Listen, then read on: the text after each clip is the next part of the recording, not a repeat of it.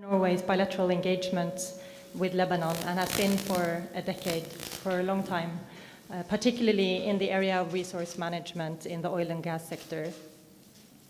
I will be very brief in this introduction so that we don't take away time from the experts and the discussions that will happen. I will just briefly introduce the four main topics under this panel, which can be studied and discussed from very many different angles. First off is the paper titled Exiting the War, authored by Dima de Klerk. We then have urban development with Mona Fawaz. Thirdly, corruption and poor governance with Ibrahim Werde. And finally, power and environment with Roni Karam. So with these very few words, I will pass it back to our moderator, Mazen, to guide us through this session. Thank you. Thank you, Mrs. Grebstad. So our first topic under the Optimizing Good Governance panel is War Exiting Through Government-Sponsored Reconciliation in Lebanon by Dr. Dima de Klerk. Dr. de Klerk is a lecturer at the Lebanese American University and St. Joseph University.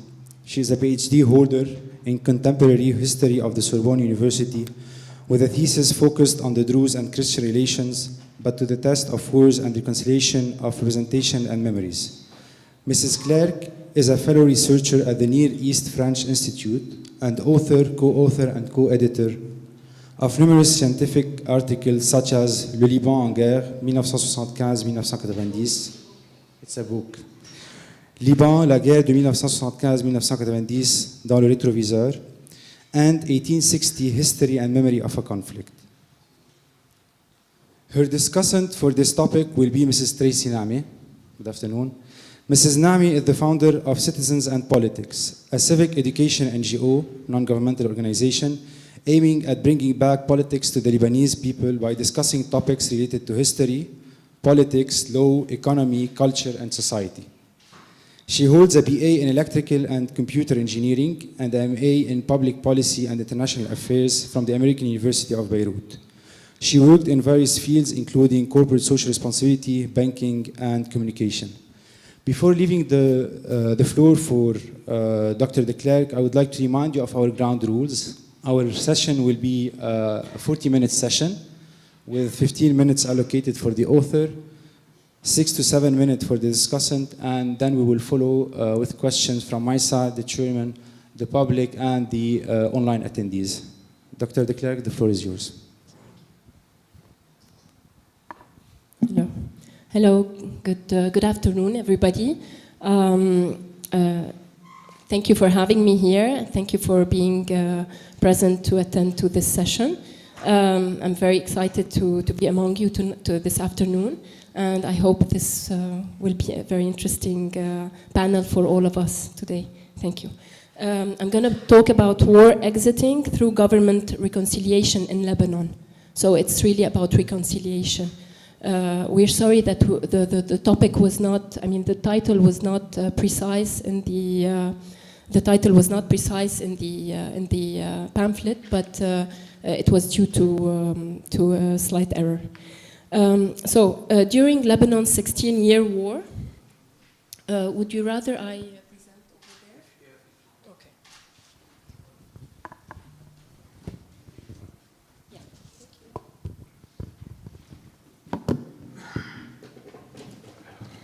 Okay. So during Lebanon's 16-year war, around 100,000 people were killed, and 1/3 of the Lebanese population was displaced internally, around 800,000 people. In many cases, people were compulsory moved as militia sought to systematically cleanse the areas they controlled from all potential dissidents, whether members of different sects or people sharing opposite political views. This widely spread phenomenon throughout the war was sometimes implemented through massacres. Perpetrated massacres propagated terror and further pushed sectarian groups to unite in homogeneous geographic regions. In 1989, a national reconciliation accord was signed in Ta'if, Saudi Arabia, to provide an end to the war. In confirming the sovereignty of the Lebanese state over the totality of its territory, Ta'if granted all Lebanese the right to reside in any part of the territory under the protection of the law, and the right of the displaced Lebanese to return to the place from which they were displaced. A political decision to disarm and A political decision to disarm and demobilize militias was followed by an amnesty law covering all wartime crimes prior to 28 March 1991. In May 1991, in the total absence of data relative to the internally displaced Lebanese, the Ministry of Justice proposed a forced evacuation plan of premises illegally occupied by displaced people.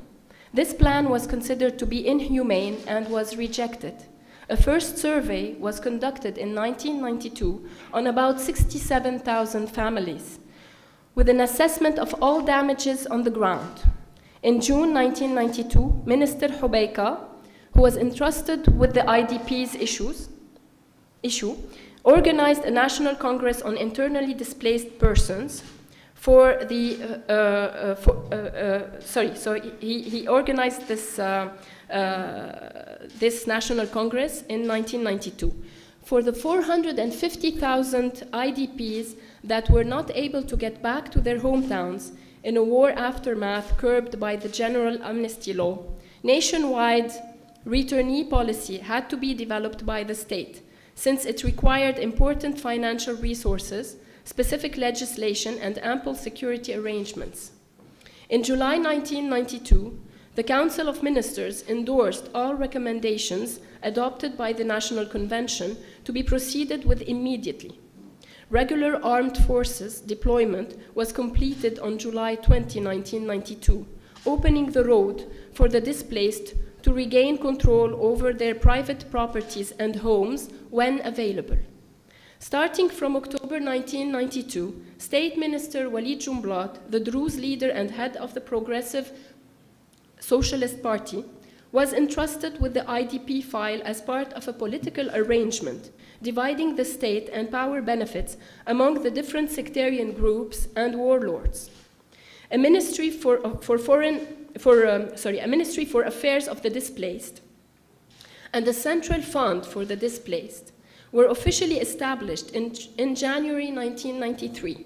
Both were to ensure the repatriation and resettlement of all displaced people in Lebanon and to pay indemnities to them as applicable. In May 1993, along with the National Policy for Reconstruction and Development, the Council of Ministers adopted a returnee program or strategy consisting of clearing the ruins and developing the land, rehabilitating the infrastructure, housing, local education, social services, and the local economy. 2 vengeance acts performed in 1990 and 1991 in Druzo-Christian villages were to convince the Ministry of the Displaced to include reconciliation in the national returnee policy. During the war, bloody confrontation and massacres along sectarian lines had occurred in some villages or between neighboring villages in the mountain, in the Druze Christian mountain. The political authority sought to provide these villages with favorable social climates prior to repatriation and settlement. Reconciliation would provide enough pacification to facilitate home return. They became to be known as the villages of reconciliation. For these villages, the MD, the Ministry of Displacement, would contribute to reconstruction and infrastructure only after a reconciliation agreement has been reached. The magnitude, the complexity, and the problem, and the means available to the state did not allow an immediate return of all displaced. It was therefore deemed appropriate to proceed by stages. In September 1993, the Council of Ministries adopted the execution program of the first step towards settlement. A first success was mandatory to instill confidence and pave the way for later resettlement in localities where serious incidents had taken place. For this reason, it was decided that villages which were spared by massacres and needed little protection, would comprise the first stage of return. Resettlement would be carried out village by village after unblocking funds. The first stage concerned 40,000 families, approximately 200,000 people, spread over 192 villages, of which 30% were completely destroyed and 50% partially destroyed. If the family illegally occupying the house is not displaced, a sum of $5,000 is attributed to it in order to evacuate the squatted premises. If the family has been itself displaced, the discharge mechanism is blocked until the family is ensured a return to its original home. The maximum allowance for housing rehabilitation was set at almost $12,000 per family, and the maximum amount of compensation considered sufficient to build a house was fixed to about $22,500 per family. In this case, compensation would be paid in 3 installments following construction progress. In July 1994, the Ministry of the Displaced launched with the United Nations Programme for Development, the UNDP, a program for the support of the home return called Aidun. A number of NGOs and the Lebanese army provided assistance to the displaced and returnees and supported the home return operation. This included rebuilding, restoring, and equipping schools, setting up agricultural projects, providing medical assistance and equipment for hospitals and dispensaries, and social assistance to poor families.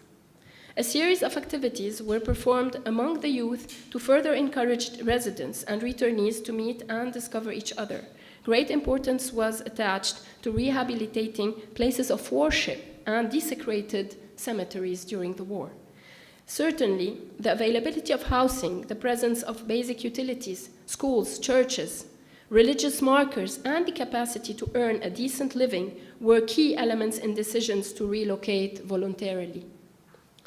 In September 1983, the withdrawal of the Israeli army from southern Mount Lebanon, a rural area in the center of the country inhabited by Christians and Druze, triggered the War of the Mountain between the Lebanese Forces Christian militia and the Progressive Socialist Party Druze militia, supported by their Palestinian and Syrian allies at that time. This war represented a recurrence of violence between Druze and Christians after a long history of conflicts in the 19th century. The Mountain War led to the killing and massacre of thousands of civilians, 200 Druze and around 2,000 Christians, out of which many were reported as disappeared. It ended in the forced transfer of the whole Christian population from southern Mount Lebanon between 1983 and 1985. Houses, sanctuaries, monasteries, and symbols of religious identity were destroyed, burned, or plundered, cemeteries profaned, fields devastated, and trees cut. The state sought to pacify and reconstruct the stricken region and facilitate the return of Christian villagers. Post-war government's credibility was at stake, as well as its legitimacy as far as the politically marginalized Christian community was concerned. National returnee policy distinguished between 2 types of situation in the Druzo-Christian region of southern Mount Lebanon. Now, first, the exclusively Christian villages which did not witness hand-to-hand fighting and massacres. Returns to these villages started in late 1992 without recourse to reconciliation. The MD, the ministry, omitted, however, to assess Christian reconsiderations. As a matter of fact, if the costs of resettlement in terms of perceived political risks, meaning security, outweigh the benefits of regaining home and land, then resettlement would be deferred. The second situation, the villages of reconciliation, which are the Druzo-Christian mixed villages in which massacres were perpetrated. or the neighboring Druze and Christian villages that endured fierce fighting and/or massacres. Security played a vital role in preparing the ground for reconciliation because it implied the presence of a legal authority to reassure the population, to outweigh perceived political risks and deep sorrow. Families of victims would be entitled to an extra compensation of $10,000 and even more, depending on the regions and the localities, for each of their victims. Reconciliation in Lebanon is a localized process of mediation and compensation involving several steps spread over time. It stems from the declared objective of facilitating IDPs' resettlement and averting cyclic vengeful violence, a practice that still structures social relations in certain regions. MD, the Ministry of the Displaced, adopted a form of reconciliation modified from traditional procedures in a way that embodied the political will for pacification, unity of territory, and religious pluralism. To be able to achieve reconciliation, a procedure was followed. For every locality, a Druze committee of residents and a Christian committee of returnees were formed that represented the villagers. First, the ministry organized separate meetings with each committee, residents and displaced. Sufferings, grave problems, and touchy issues were thus more easily conveyed, setting the ground for the encounter with the other committee. 2. The two committees meet in presence of the MD. They are encouraged to speak openly and frankly and to treat all problems and conflict before engaging an ultimate solution. Discussions around litigious issues are to end with the signing of an agreement of reconciliation that excludes resorting to courts. 3. The two committees work with the MD on implementing the work plan and on overcoming all difficulties pertaining to the return. Then they merge to form one committee in charge of finalizing resettlement. 4. Resuming the reconciliation is achieved, استكمال المصالحة, is achieved when the villagers entitled to compensation have provided the fund with the necessary certificates to receive payments, and when Christian property violations carried out during the displacement period have been dealt with by the ministry. 5. The reconciliation process symbolically ends in a home return formal ceremony. Christian returnees arrive at the village square where Druze residents welcome them in front of the municipality, a state symbol.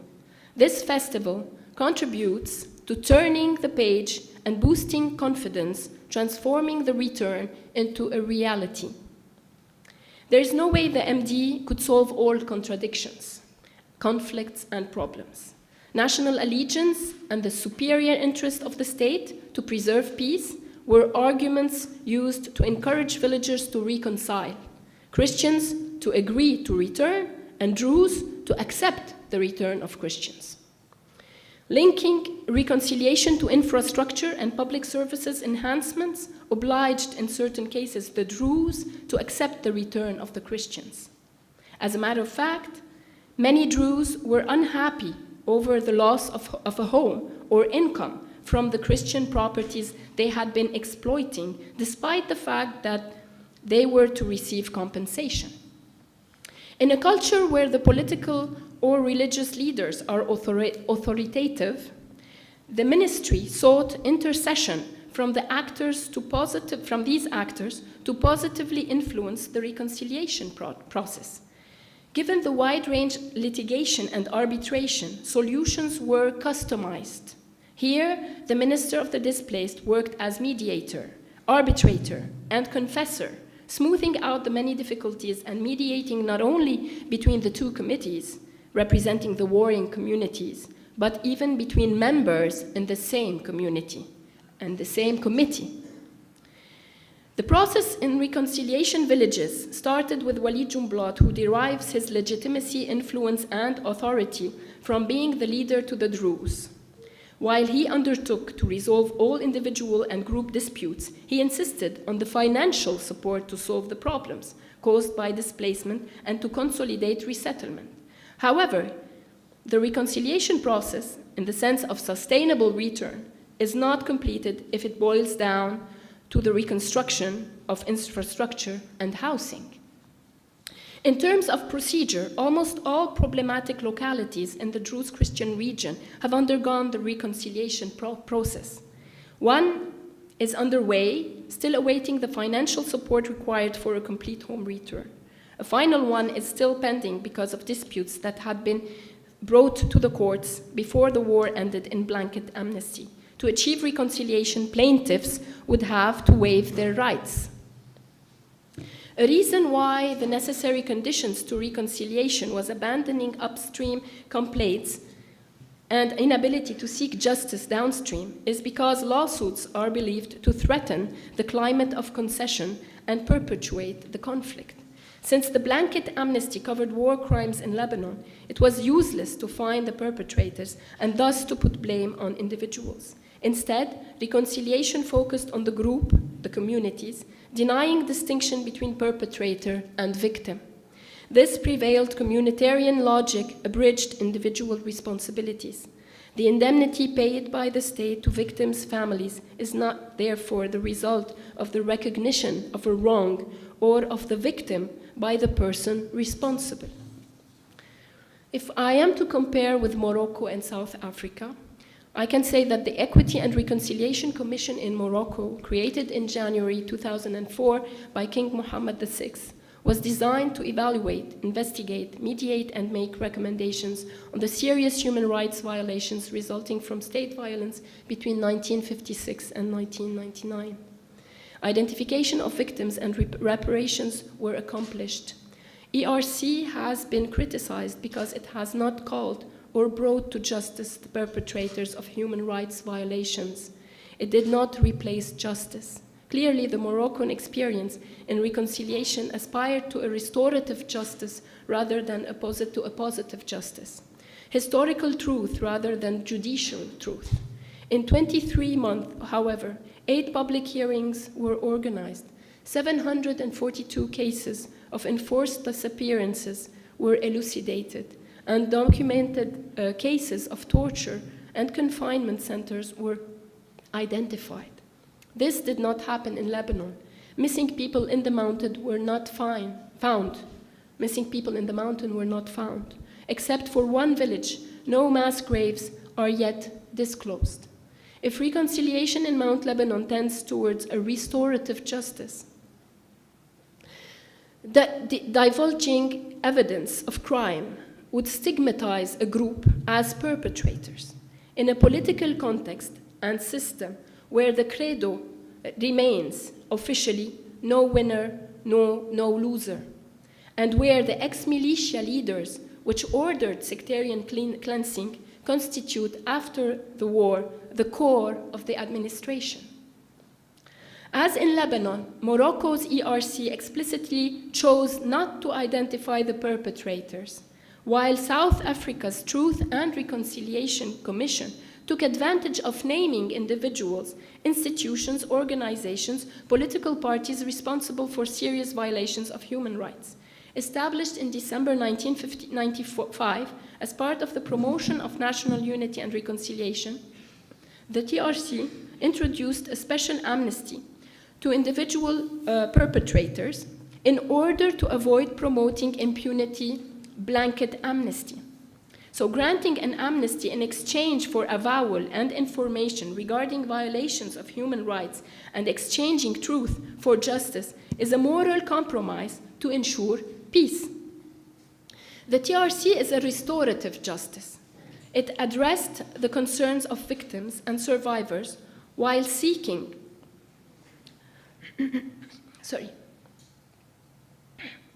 it addresses the concerns of victims and survivors while seeking to reintegrate perpetrators in the community. The sacrifice of positive law guaranteeing a fair trial is the price for restoring a remediated political space and a new political pact of coexistence. While this was the declared aim of the reconciliation in Lebanon, the policy adopted left no hope to reach such an objective on the ground. Not only were the perpetrators not individuated and identified, but also victims were not necessarily included in the reconciliation. The solution was not a victim-centered arrangement, such as in South Africa, where the injustice was commemorated through the story and testimony of the victims. In Lebanon, although they expressed a strong need to remember and testify, victims were replaced by villagers that were less hurt in their flesh. Their presence, viewed by the Ministry of the Displaced officials to affect, was viewed to affect and delay reconciliation. So it was not a condition for them to be present. Government imposed the compromise of exchanging justice and truth for recovery of land and property in all security and with material compensation. So, among the limitations of the Lebanese reconciliation policy, 30 years after its launching, reconciliations have not attracted a massive return of Christians to their villages of origin. Distrust and fear slowed cadence of Christian resettlement, which only attained the rate of 17% in 2005, and an estimated 23% today. Even during the first phase of resettlement, very few IDPs immediately moved to repossess their homes in the so-called spared villages. For many Christians, the reconciliation does not replace justice, and the return involves security risks. Christians doubted the extent to which the Druze disarmed. Ill feelings and wartime grudges on both sides could turn a single incident into a highly volatile situation, and we have seen this in 2019. In the villages of reconciliation, Christians would rebuild, but not install. They hastened to return to the predominantly Christian regions before nightfall. Since 2005, new political reconciliations were performed under pressure of opposition, denouncing the wastes incurred by the MD during 13 years. Power relations at the national level have governed the reconciliation process and hindered reimbursement. Misuse of the resources was employed for political and electoral benefits, while the housing evacuation mechanism has helped restore thousands of homes to the right holders. Many evacuations were in reality fictitious. These are called political evacuations, facilitated by Walid Jumblat, who's had control over the ministry since 1993. Dr. Dima? Yes. Just for... I'm almost done. Yeah, it's very interesting, but we would like to get the question as well. Thanks. Evacuation allowances were paid to families who do not live on the premises or have no status under the displaced. This anomaly heavily affected the amount of compensations. According to an employee in the ministry, Jumblat did not want to seem punishing or disadvantaging the Druze and thus provoke reactions that could attempt to the safety of Christians. Illegal activities from war-generated funds continued to finance the needs of the Druze canton. The end of armed conflict asphyxiated the mountain. Employment opportunities dwindled. So did chances of economic recovery exacerbated by immigration and rural exodus of the Druze. A renewed vitality was infused in the region with the injection of reconciliation funds, but only for a short period, with the reconciliations coming to an end, to a term. For the Druze residents, the only way to prevent the region from sliding into a slump, 1/5 of the Lebanese territory inhabited by 5% of the Lebanese population, would be to open it to its neighboring Shiites, whom they reject fiercely, or to its original Christian inhabitants. But Jumblat submits the return of Christians to conditions. While they are called to be the economic engine of the mountain, they should not access any political, social, or economic domination and must adopt a low profile.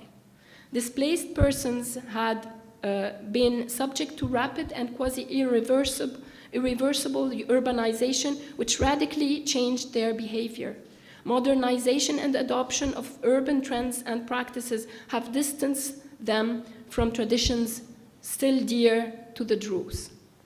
Families that were spared are more likely to make concessions in terms of self-esteem and resume cordial relations. Those deeply affected feel nostalgia, resentment, and mistrust. Some of them even refuse to collect the compensation for their victims. Others refuse to return to their villages because they refuse to adopt a new behavior to please the Druze, and others because they no longer feel at home in the mountain. Reconciling initiatives performed by the UN, Aidun, and other associations in the villages were seen by residents and returnees to result mostly in failure because of their short lifespan.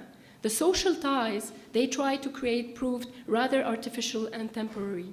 On the other hand, local initiatives performed by the villagers are continuous and likely to tighten social bonds: festivals, dinners, meetings, entertainment, sports, and cultural events. But are these opportunities really enough to generate confidence and rebuild a trustworthy, long-lasting relation between Druze and Christians? A deep and ancient divide persists between Druze and Christians, feeding from past troubled relations and the memories they carry. Presumably, reconciliation, as it was processed, fueled by political circumstances and interests for the moment, was only a key to force sociability and a remedy to symptoms, not the causes. The sectarian, rather the individual rationale, have fueled further sectarianism and fed into national-level power struggles. Druze and Christians think in terms of the other group being, as a whole, responsible for the human rights violation. The whole community pays for the individual, and consequently, any individual pays for the whole community or for the group. In reality, in spite of what seems to have been done, Lebanon's state reconciliation policy failed to accomplish reasonable unconditional resettlement, to enhance stricken regions economically, and to promote a durable incident-immune pacification. Thank you. Thank you, Dr. Dima. It was long, but indeed interesting. We want to thank our artist, Alfred Badr, who represented young Lebanese looking forward in this graffiti, if we can see it. And I will leave the floor now for Mrs. Tracy Name and the attendees online and here physically to ask the question. If we can make it very short, Mrs. Name, yes. 5 minutes, please. Hi. I'm going to be very brief. It's my pleasure to be here today with one of the pillars of history of the Civil War, Dr. Dima de Klerk. So I'm just going to be brief because we really want to have an open discussion about this and leave place for the questions. Today, with the total absence of a functioning state, the failure of the independence of the judiciary system, and all the unpunished political assassinations and the Beirut port explosion, talking about justice and war reconciliation seems a little bit futile. But still, let us fight for the sake of the fight and imagine together what justice and reconciliation could look like and how it could affect the Lebanon we want to build together. We can think of two levels for this reconciliation process. One is a state-level policies, so we're talking that everything that's top-bottom approach. This could include an official apology from state officials, reconnecting the regions to each other with better roads and public transportation, or updating the history curriculum in schools. The other level is the bottom-up approach. It's everything that we do as civil society, what we're doing here today, for example, organizing political education sessions and raising awareness on the importance of giving priority to the national sense of belonging over the sectarian one. We still talk about reconciliation from a sectarian prism, and just to quote Dima in her paper, the sectarian rather than individual rationale have fueled further sectarianism and fed into national level power struggles. And I know that this is the reality today, but let's try to talk about the next generation, one that did not live the war and that is less attached to religion and traditions. How can we imagine reconciliation today? In this period of deep social unrest and multiple crises that are shaking our nation, new ideas can emerge and be pushed into the public sphere. Let us use this to our advantage. Exiting the war is a long process that you have to undertake together as a society. And finally, let's not forget that knowledge is the most powerful tool we can have. Thank you. Thank you, Mrs. Nami. I'll start taking questions. If anyone has any question from the attendees or online. Yes, please. There's a question for Dr. Dima.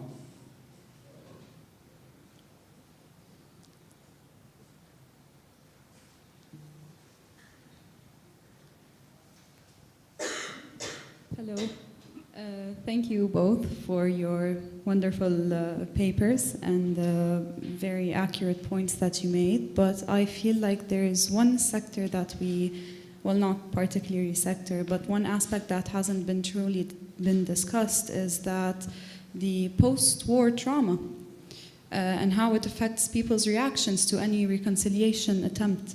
So as we've seen multiple times, people do tend to take to arms whenever any opposition arises that reminds them of the Civil War. So what can be some practical steps or things to take in order to achieve this reconciliation while taking into consideration the entire generational PTSD that belongs to our parents and has been inherited by us, their children, as well?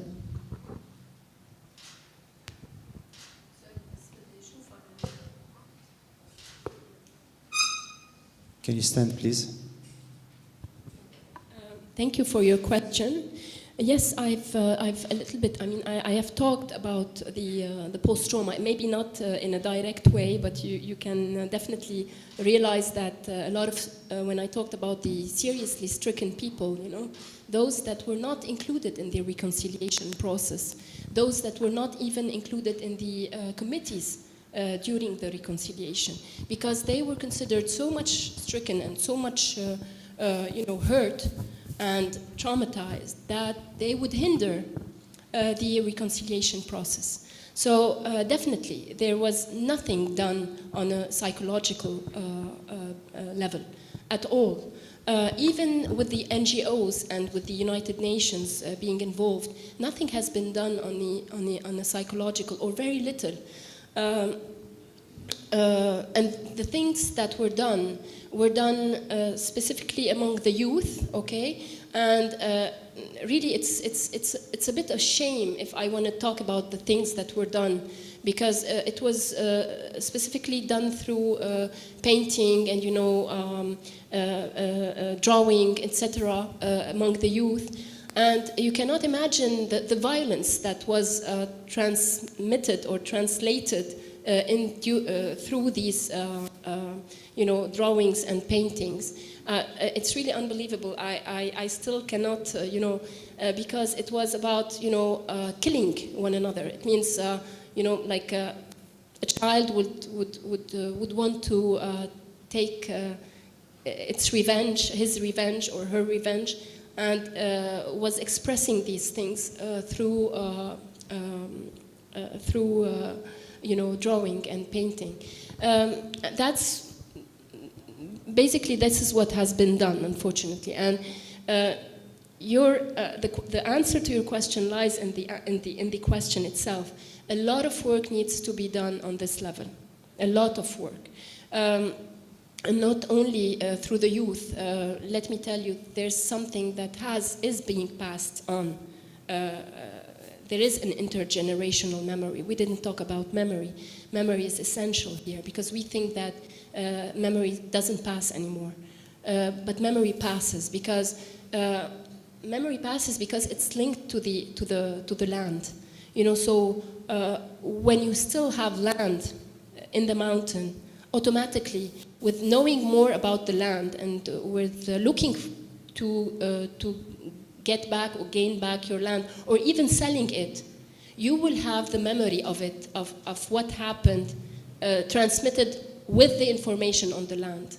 So the information is transmitted, still transmitted intergenerationally. So in a way.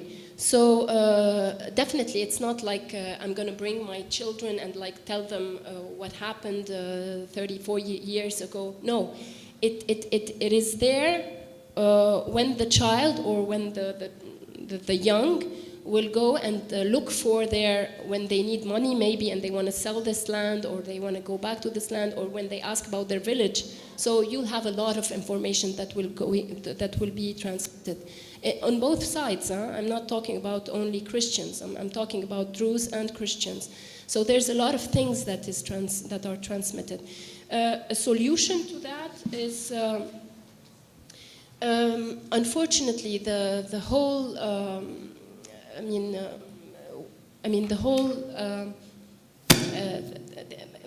The most important thing was a reconciliation through economic and financial. I mean, it was financial. It was mostly financial, because there's a lot of. Maybe we can talk about that later, and maybe introduce that for the next panel or next panelist to talk about. There was a lot of corruption,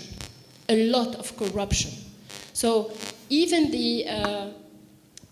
the fact that you had a Ministry of the Displaced and a fund, a central fund, was bid'ah, like a trick, like invented by Prime Minister at that time, Rafiq al-Hariri, to be able to block the ministry if the ministry did not do anything, did something that did not please Hariri. So Hariri had the power or the high hand on the fund, whereas the ministry had very limited funds, had budgets. So, and Hariri was the one who would, cater for the funds and give money to the ministry at that time. And Walid Jumblat would go. If Hariri is happy and having lunch and being, relaxed, etc., and Jumblat would ask for money, he would get money. But if Hariri was not was not in his good days, he would never, give money to Jumblat.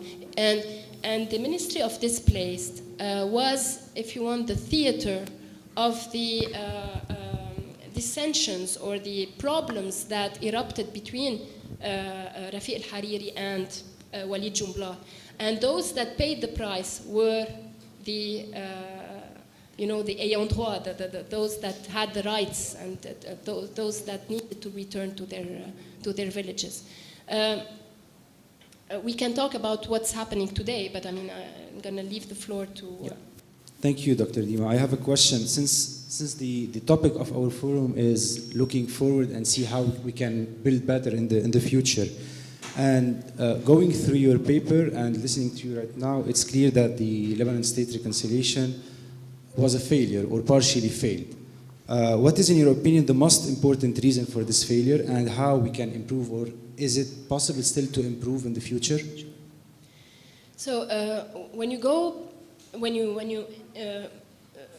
and ask the people over there, I did a research of almost 4 or 5 years, and I interrogated so many people, more than 150 people. What they want is not necessarily go to court. What they want is the truth.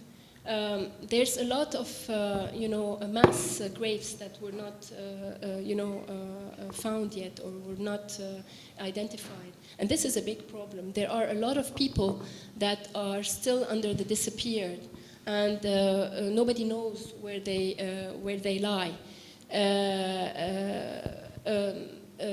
This is something that we can eventually work on. Without going to court, or now anyway, with a reconciliation, you don't have the right to go to court anymore. Once you have signed the reconciliation agreement, you don't go to court. And the last village, Kfar Silwain, which did not achieve reconciliation, is because there were,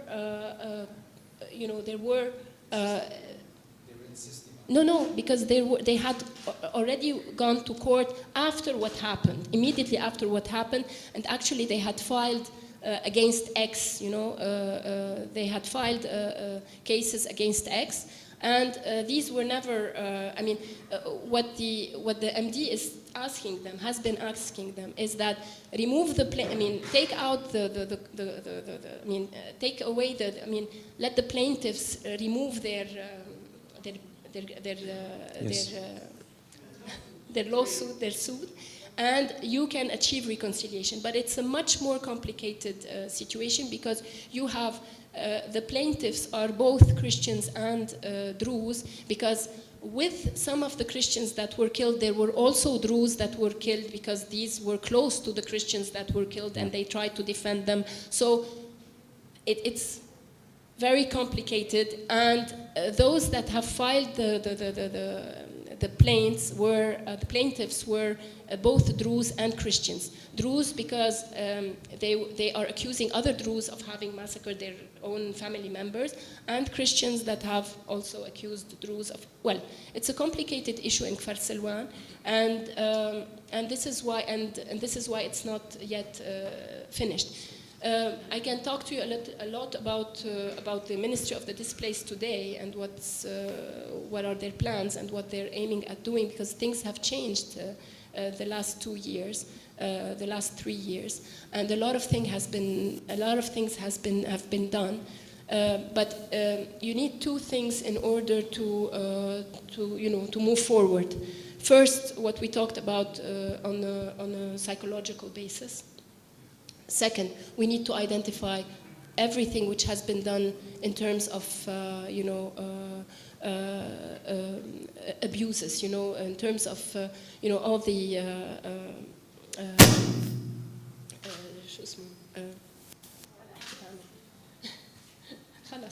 the corruption, okay? But this corruption has been identified. It has been diagnosed. It's clear. We have something that has been done with the minister lately, with Minister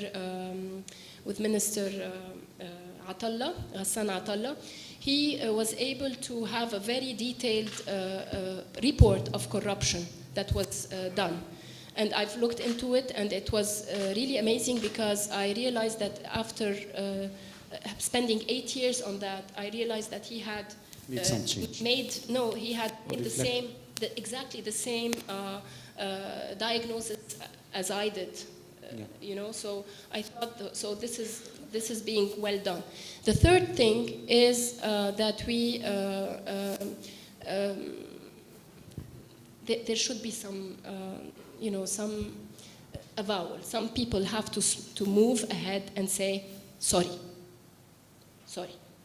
for because everything which this has is what people are waiting for. Yes, this is what more than justice. There is truth, where people are buried, what happened, how they were killed, why there has been massacres, why, for what reason, and eventually that somebody steps ahead and says, well, there was an error.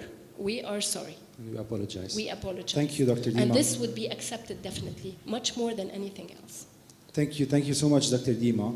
It is clear that the reconciliation took a different aspect. Maybe they thought through money reconciliation can be done. But you added on that. My last question before concluding is for Mrs. Nami. Do you think there are other options or other directions that we can consider other than the psychological aspect, or other approaches that can be considered to ensure that the reconciliation will happen truly? I'm going to speak from my own experience, which is civic education and doing these talks together as citizens. I think knowledge is very important, and education also. This could definitely, Dima, you can also comment on this, but I think it's very important to to talk about the war. When I started doing my talks, I didn't want to talk about the civil war because I thought people would not be interested. And then I had people coming up who were very young, like in their early 20s, who told me, please, can we do a session about the war? And this is when I talked to Dima, and we did one about the civil war. And I think it was one of the first talks to happen publicly like this, about this, and there was a huge attendance, and people really, they want to know and they want to learn. And I think this is also important in reconciliation at some point. Thank you so much. Thank you, Dr. Dima. Thank you, Mrs. Nami. Before, this is the end of our first session. Do you have a question? Okay, one last question. Please go ahead. Just a clarification for you, Mrs. Dima. I don't know if you're aware of it, but take, for example, the hospital in Deir el-Qamar. It's running bare. Not a single penny is going to Deir el-Qamar hospital. All the monies from the Ministry of Health are being diverted systematically for the past 15 years to Ain and Zain. So how do you expect people to move to Deir el-Qamar and the surroundings when there is not hospital? It's running on funds from private people. Okay. I'm not sure if you want to answer that. It's clear. It speaks for itself. And by the way, all the corruption was because of electoral, interests. Huh? Because all of this is just related to elections. I mean, that's the way it's still going on. I mean, things have to change. I can say something positive about what has been done last week. In the Ministry of that was not, unfortunately, followed up by those that came after him. Atalla did things that he really stopped corruption in many ways. A lot of things were done. But I mean, it was to a dead end, and then he wasn't able to continue. Especially that the one that came after Shreem, supposed to be in the same, the same political, group or direction, where she did not continue what he had started. What he started was not even continued by the same political group. I mean, she didn't do anything. But let me tell you, the money that has been used, there was a lot of money used just to give, like you need, I can give you $5,000, I can give you $10,000. I mean, if you're important, I mean, you can have $100,000 to be able to build the house. I mean, the money that was there is unbelievable. And Ghassan Atalla was able to save, we talk about millions and millions of dollars. I hope that those that will come after him would at least keep the good things he has done. Thank you, Dr. Dima. Thank you, Mrs. Nami. Before moving to our next topic for today, I'll ask the team to show us the graffiti that has been done by the artist, Alfred Badr. It represents the youth, Lebanese looking forward. It's a time lapse of the graffiti. So the second topic for this panel, thank you. The second topic for this panel is urban development by Dr. Muna Fawaz. Unfortunately, Dr. Muna, she has apologized, and we will be seeing a recorded video of her topic. So she will not be present with us today, but has kindly recorded her talk. Before proceeding and listening to the recorded talk, let me introduce Dr. Muna Fawaz. Dr. Muna Fawaz is a professor in urban studies and planning at the American University of Beirut. She's a co-founder of the Beirut Urban Lab at AUB, director of the Social Justice and the City Research Program based at the Issam Fares Institute of Public Policy at AUB, fellow at the Radcliffe Institute of Advanced Studies at Harvard University during 2014-2015 academic year and summer of 2017. Dr. Fawaz is the author of over 50 academic articles, books, sections, reports in Arabic, French, and English, revolving around urban history, social and spatial justice, informality and the law, land, housing, property and space, as well as planning, practice, theory, and pedagogy. I think we will be looking now at the video recorded, and then if we see a need to discuss, the co-author, Mrs. Abir Zaatari, will help in answering the questions. Else we can discuss it together. Hi everyone, and apologies for not being with you in person. I want to start by thanking Anna and the organizers of this conference for first putting together this event and making us think and imagine that it's possible to think through a reform plan for Lebanon in these very difficult moments, but also to bear with me and include me despite the fact that I was unfortunately unable to be with you in person. My presentation today, which is based on the short policy brief that I co-authored with Abir Zaatari from the Beirut Urban Lab, will present a 5-point agenda for inclusive, equitable, and viable cities in Lebanon. I want to begin by noting how important it is to include urbanization and cities as part of a conversation on Lebanon's urban reform. As you probably well know, most of Lebanon's residents actually live in cities. So about 90%, in fact, of the Lebanese, and I'm sharing my screen here, live in Lebanon's 5 biggest cities. This high rate of urbanization increases the challenge of urban livability, of course, but it also provides us at this particular moment with a critical opportunity to sort of imagine economic growth, social development, and innovation in very different way. Indeed, we now know that most of global innovation, urban development, global innovation and economic development, in fact, happens in cities across the world. And so it's really imperative for us to articulate this socially responsible and ecologically viable urban strategy that can respond to our overlapping economic, financial, political, ecological challenges at the level of the country. Of course, as we develop a strategy like this and think through the challenges, it is imperative that we begin by recognizing that the reason why we don't have these strategies is far from being technical. And what we absolutely need is a shift in the way in which we've addressed cities over the last 30 years. So for the last 30 years in Lebanon, we have looked at cities as places for sale or real estate.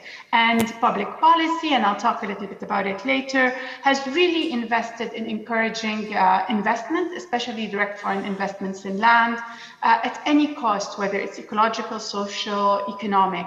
This has come at the expense of the possibility of the cities to act either as spaces of innovation or even as places where people can live in dignity.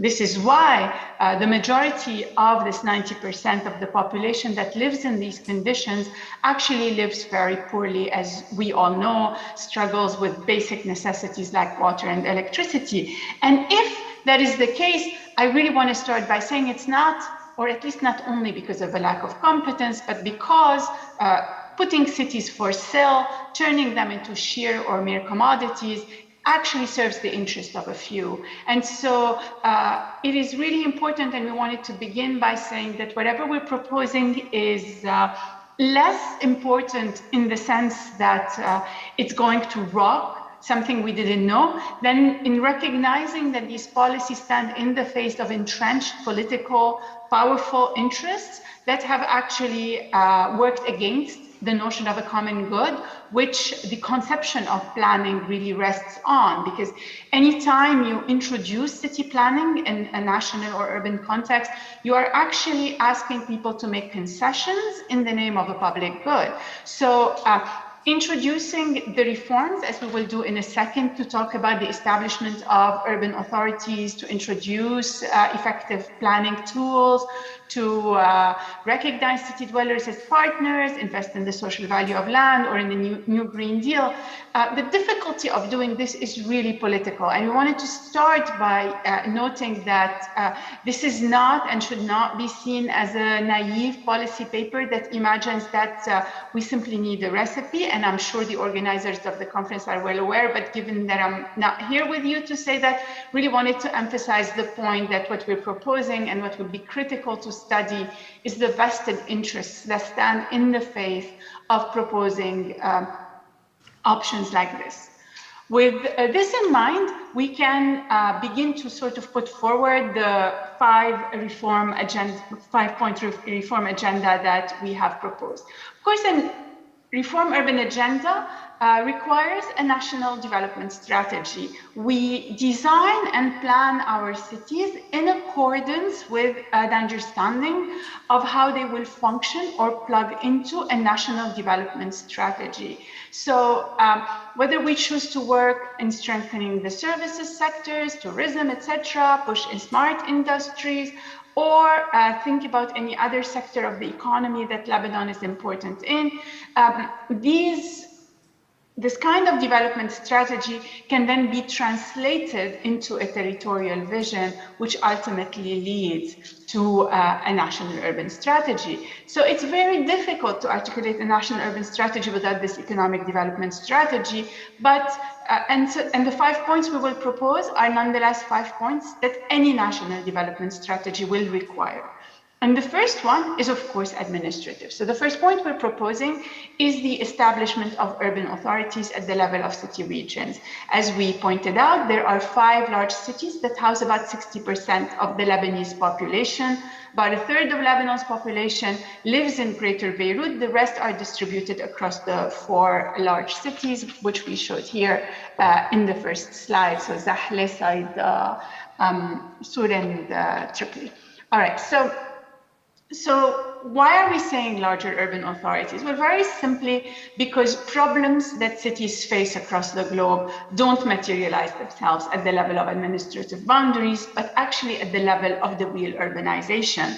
So when we think of Beirut, and we've chosen here to give you a slide of that's mapped with work I did with colleagues at the Beirut Urban Lab, the trajectories to the left of the delivery drivers who deliver food, the Syrian refugees who deliver food in the greater Beirut area.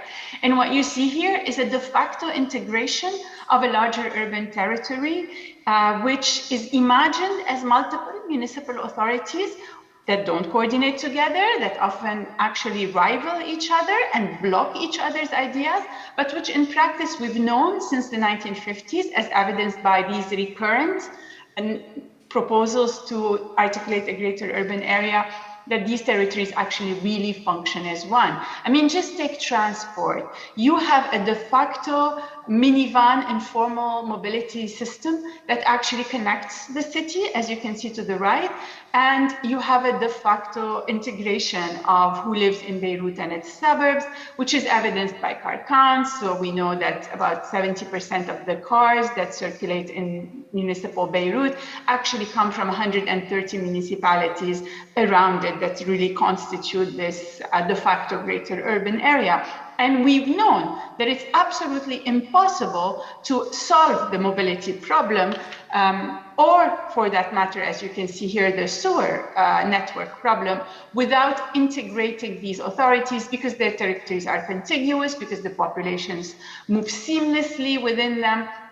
And that is what has essentially blocked our ability to set in place appropriate urban systems. So overlapping authorities, territorial municipalities have created a situation in which the coordination of problems at the scale of urban areas has become impossible. And where do we start? Well, very simply, we are suggesting that instead of imagining immediately national urban authorities, which would be really difficult, we are proposing that We do sectorally integrated units, for example, transport, and this has been proposed by colleagues as well since the early 1990s, and that we work through these sectoral, for example, an integrated Greater Beirut Transportation Authority that would solve and connect the issue of urban mobility.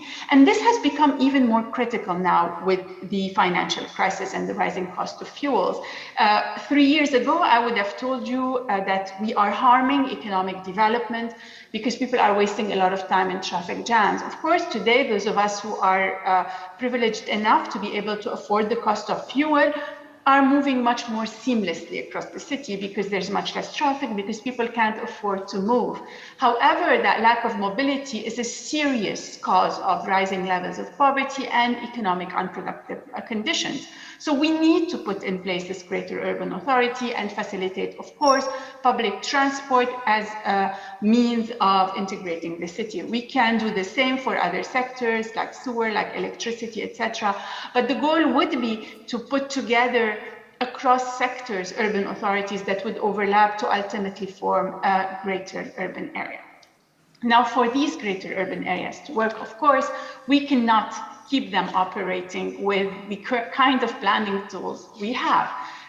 You may be surprised to know that our planning, that our Loi de l'Urbanisme dates back to the Civil War. This is from 1983, and it was a mild update of our original law, which was designed in the 1960s. So the planning tools that we continue to use in Lebanon are actually very simple land use plans that are completely outdated at a time where strategic spatial plans are designed for cities to connect public and private sector and harness the strengths of both, where tools like transit-oriented development connect mobility and land uses with housing and facilitate the integration of greater urban areas and their servicing into visionary urban units. And I mean, this is not just France. Of course, this is Europe, but this is also Brazil. This is also sections of India. So this is absolutely something that we need to adopt. These tools do not exist in the way in which we approach planning. Worse, some of the critical tools like participation that can allow you to do participatory budgeting and bring people on board are actually considered or were considered in the 1950s to be illegal and undue influence. So not only we can't adopt them because they don't exist in our laws, but often they are even criminalized by our legal text. So there's an absolute need to renew our urban regulations and to introduce contemporary tools. This should extend to, and I would explain in a second, taxation tools. But for now, just to show you, this is our master plan of Beirut. So it dates back to 1952. It's a simple, basic land use plan that still imagines urbanization as they did in the 1950s in concentric circles where the highest densities are at the center. First, no one does this because you lose all your heritage. This is exactly what happened to Beirut. But second, land use doesn't work without the adequate tools to incentivize, to encourage, to push development. So neither does the modernist outlook of the city still stand. It prioritized vehicular mobility and so many other issues that are out of date, but it also pushes the city to lose its heritage, not circulate properly, etc. So there is a dire need to renew these tools, and by renewing these tools, we also need to renew the financial tools through which these authorities work. In Lebanon, our financial tools, our taxation tools are still extremely centralized, and that particularly hurts local authorities that are not able to adapt with planning interventions the contemporary tools of value capture taxation that allow local authorities to design projects, rep the increases in property values that emerge from these projects, and then reinvest them in the city. Just to make it super concrete, if a municipal authority is expanding the city's corniche or introducing a nice pedestrian path that connects to neighborhoods, it is going to increase the value of the properties around it. And today, that profit is fully wrapped by private developers who, for example, in Beirut, to give you a good example, have sold for the last 30 years the view to the sea as a private property, untaxed, for $1 million for every purchaser. But this is not something that the developers should own. This should go back to the city and be invested in projects directly that city authorities can invest in. Because we don't have these tools, because we continue to centralize planning tools, and I think Karim is here with you and he can answer much better than I can those questions if you have issues about them. But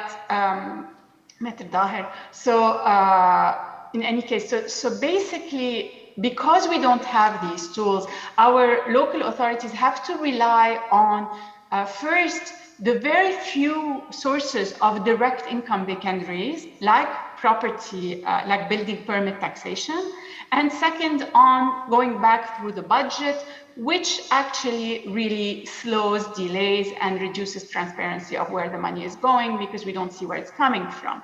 Now, relying specifically on building permits for a source of income is really bad because it gives the wrong incentive for local authorities who begin to basically look for encouraging building development at any cost. And this, we saw it in Beirut, led to the city becoming sort of a permanent construction site at the expense of its productivity, etc. So planning tools include adequate contemporary fiscal tools. Both should be reformed, and definitely in this current moment, with the growing tendency to sideline public agencies, including local municipal authorities, it's urgent to recover the substantive role of state agencies. And for that, we need to introduce new planning tools. There are international agencies that can help. Partnerships with academic institutions can help. The Beirut Urban Lab, I speak for myself, has been heavily invested in trying to encourage partnerships and discussions around land issues, as you can see down here, but also with the municipality to improve visibility and expand the role that these authorities can play. This has to be accompanied with legislative changes. And that is really urgent.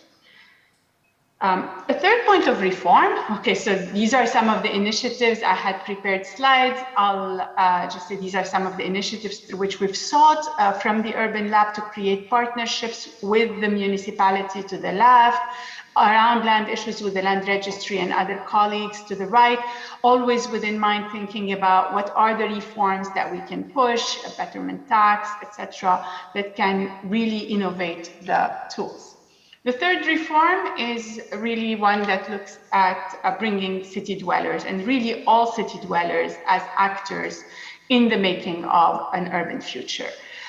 Cities today across the world count their population irrespective of whether they are legal or not, whether they are immigrant or not, whether they are voters or not. And the reason we do that is because cities around the world, even if you're illegal, no, you're going to use the water system, the electricity system, you're going to walk on the streets, you're going to produce waste. And if we don't have the proper data, and if we don't recognize this population, we're going to have ungovernable cities. And that's what we have, a city which cannot be governed today in Lebanon.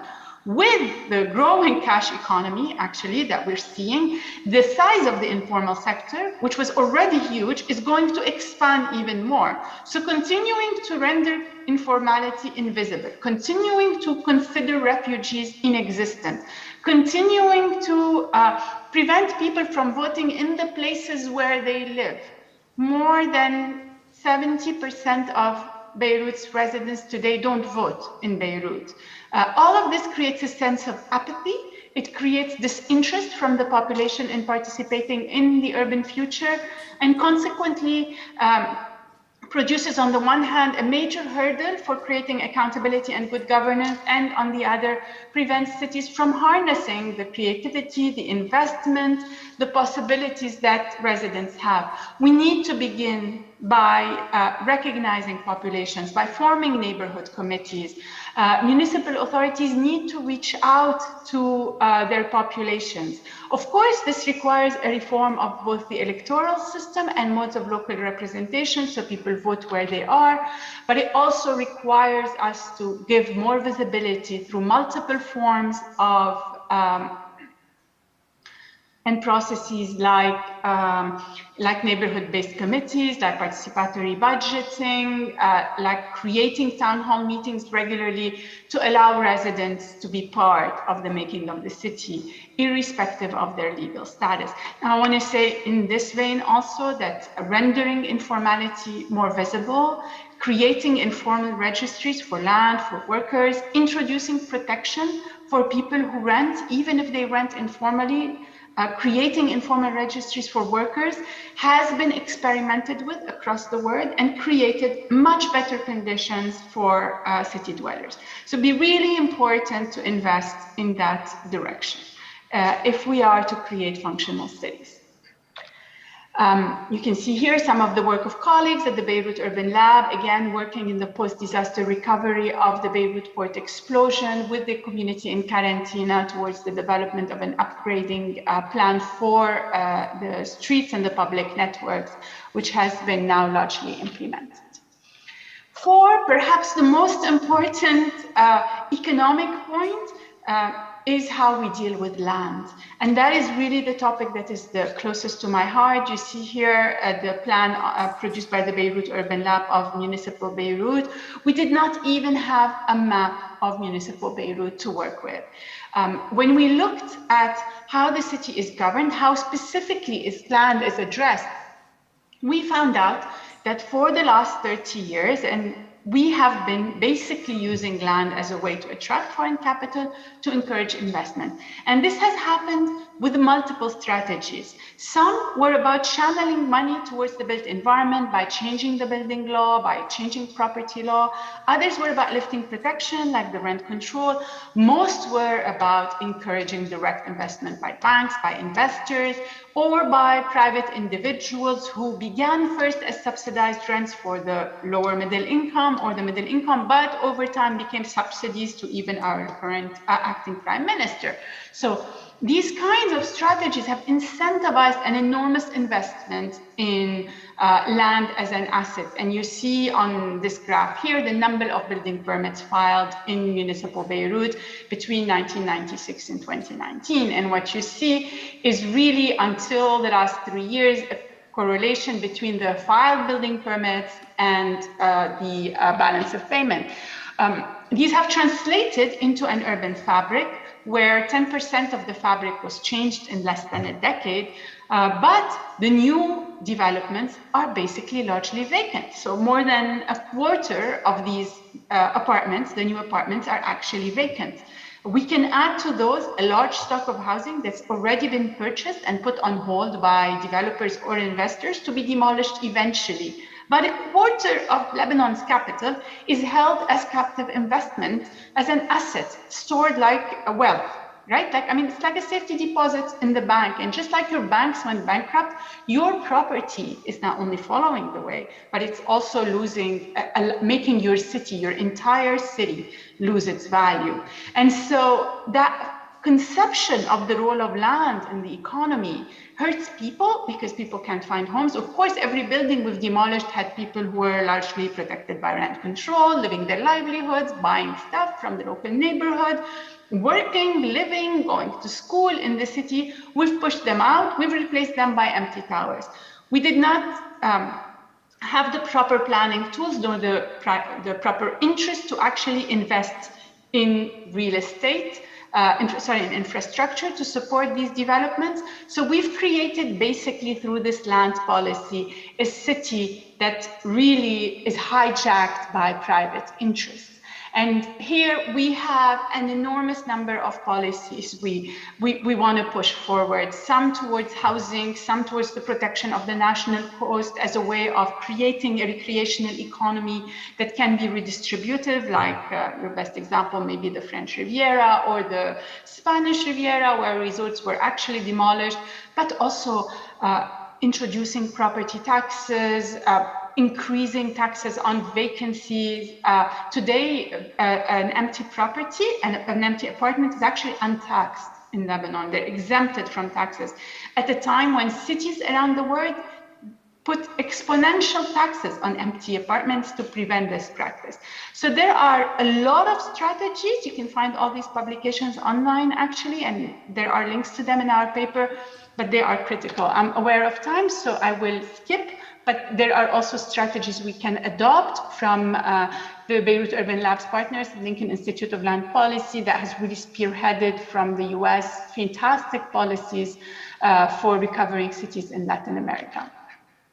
Finally, and this may be the topic where I'm the least competent, but I think is the most important, we really need to bring in that Green New Deal, a version of it to our country. And you guys all live it. We know globally that there's a strong shift because of climate change. So this was seen a few years ago as a burden. Today, it's seen as a fantastic opportunity. It reduces costs, it improves services, and it allows people to have greater mobility. Plus, it creates a lot of employment. In cities that have thousands of generators, where air pollution is so bad, and these are produced by colleagues in engineering at AUB, where pollution is so bad that we know it to cause, from figures of the American University of Beirut Hospital, very high rates of airborne diseases.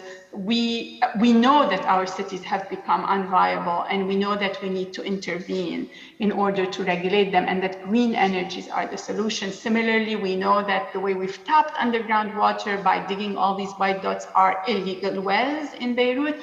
We've increased the exploitation of the underground water. I will not mention the waste, right, that we have protested for so many years but never found a solution.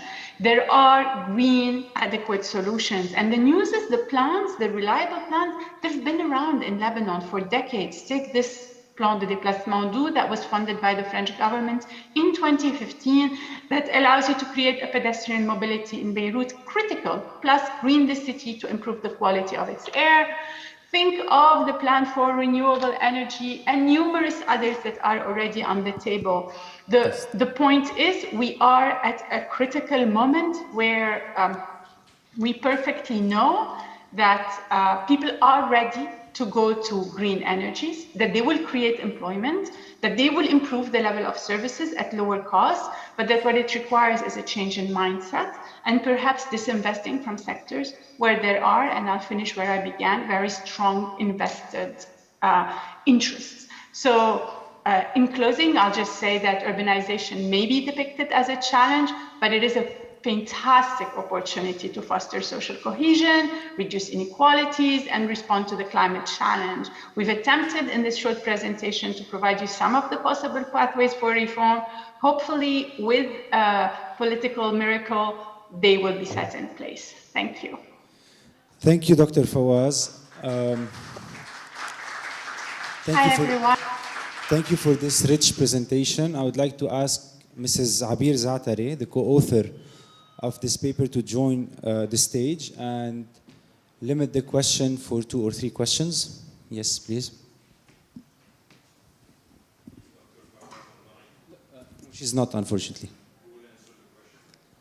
The co-author. She will try to. I hope she's up to it. It's going to be a tough one. Okay. There's a number 6 that was omitted to put. I don't know if you're aware of it, but we're sitting on a second bomb in Lebanon right now. The port bomb is nothing compared to what can happen next. We have an industrial zone, which is not an industrial zone. We have all the gas tanks, all the oil farm tanks sitting in Daura. It's an HSE issue. One single bullet, everything goes. All the metal will be out, and nobody can take care of that. I'm talking because I'm in the oil industry abroad. When I see this thing, we're sitting on a bomb right here. And that should be the first urban to move everything to IPC in Tripoli. That's where you have a tank farm, which is properly done by the Iraqi Petroleum Institute around 50, 60 years ago. That's where all those tanks need to be moved. Gas tanks, we're sitting on a billion TCF. When I say TCF, it's a trillion cubic feet of gas right behind the city mall. Are you aware of that? Yeah, no. Let me ask you a question. When you put a gas tank in your home for your gas burner, where do you put it? Inside the house or on the balcony? You put it on the balcony. We're sitting on a half TCF behind the city mall, plus all the fuel tanks of all the oil companies. During the war, half a tank blew up, the dome flew 500 yards and split the building in two. Are you aware of that? Yes, I'm aware of the So this should be the first urban thing to do, is to move all those things to either IPC or to Zahrani. Thank you. That's where they should be. Thank you for your question, and thank you for organizing this really insightful conference. So I will try to answer your question. This is actually addressed in the first point of the paper, where it mentions that there is a need for a national urban strategy first, whereby cities become interconnected and at the same time have an autonomous role. So just like what happened, what was being done in Sri Lanka, for example, whereby they allocated a role for each city. They identified 5 major cities and they allocated a role for each city, whereby one of the cities, for example, is an industrial city with a surrounding tourism or ecotourism for another city. And this is exactly what should happen also in Lebanon. So instead of land use being not identified, the 5 cities that Professor Fawaz has talked about should be allocated with a specific use and a specific role that would come up with a national urban strategy for Lebanon, for it to be productive in the industrial or in the agricultural forms, and at the same time having a main mega center, which would be Beirut. So I don't know if I answered your question. Yeah, Yes, but it should be moved. It should be moved as part of an urban strategy, whereby a role should be allocated for each city. So this is how it should happen. I think this is why we're here, to benefit from each other knowledge, and I believe that this is something that should be prioritized. They're not accountable, but this is something that should be at the head of the list of moving this risk and hazard within our city. My second question is much easier than yours, but would decentralization help in improving the urban development? And if yes, what would you need to focus on first?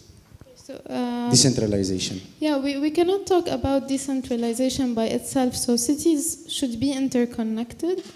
And what Professor Fawaz, what we talked about in the paper, is having a regional authority and administrative area instead of limiting the administration at the level of the municipality. And by redrawing or zoning cities and widening them to their actual territory, not the administrative limits, then you can address issues at the actual scale where it lies. So if we're talking about transportation, we cannot talk about transportation at the regional or the administrative level, but you need to address it at the regional level, and then you would maintain relative autonomy for cities while linking them to other areas at the same time. Okay, thank you. I'm not sure if we have any other question, but it's very important for the team to add the recommendation from our colleague to the report that will be generated, and it can be coordinated with Dr. Fawaz. Any other questions? Yes, of course. So thank you. We invite you to visit our website, the Citizen Foundation website, to interact with the authors and review and comment the position paper with the aim of enhancing and modifying policies to help in setting a reformation plan and look forward for a better Lebanon. So now we will have a break, a 20 minutes coffee break, and a 10 minutes coffee break, and we will be back at 5:20. Thank you.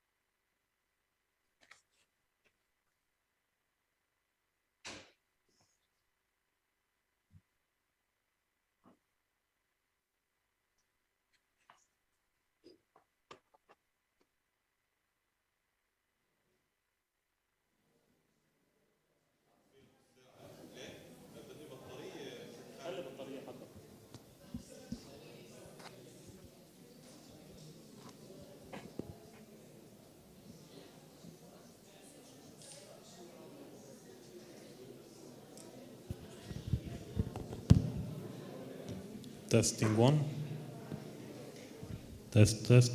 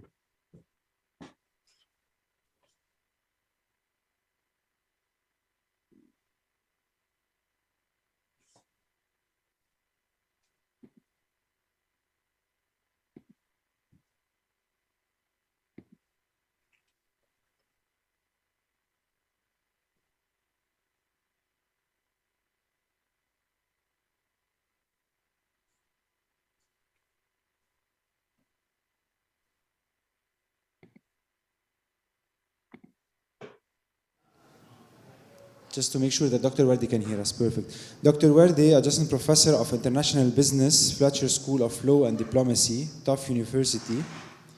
Mr. Wardi is a PhD holder in political science from the University of California at Berkeley. He's a lecturer of informal and underground finance, political economy and business context in the Islamic world, Islamic banking and finance, and religion and power in world affairs, Islam and politics at the Fletcher School of Law and Diplomacy. A previous lecturer at the University of California and the Sloan School of Management at MIT. Dr. Wardi is the author of numerous articles and books, including Islamic Finance in the Global Economy, The Price of Fear, The Truth Behind the Financial War on Terror, Le Modèle Anglo-Saxon en question 1997, and Mythologie Américaine, Paris, Édition du Félin. Dr. Wardi, can you hear us? Yep. Can you hear me?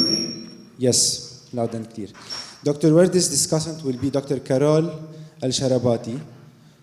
Welcome, Dr. Carol. Dr. Carol is a professor at the Political Science Institute at St. Joseph University in Beirut and the Arab Master in Democracy and Human Rights. She holds a PhD in Political Science from the Claremont Graduate University. Dr. Al-Sharabati is the research director in Siran Associate and has participated in the creation and launching of anti-corruption whistleblowing Sakir al-Dikkani. Welcome on the stage.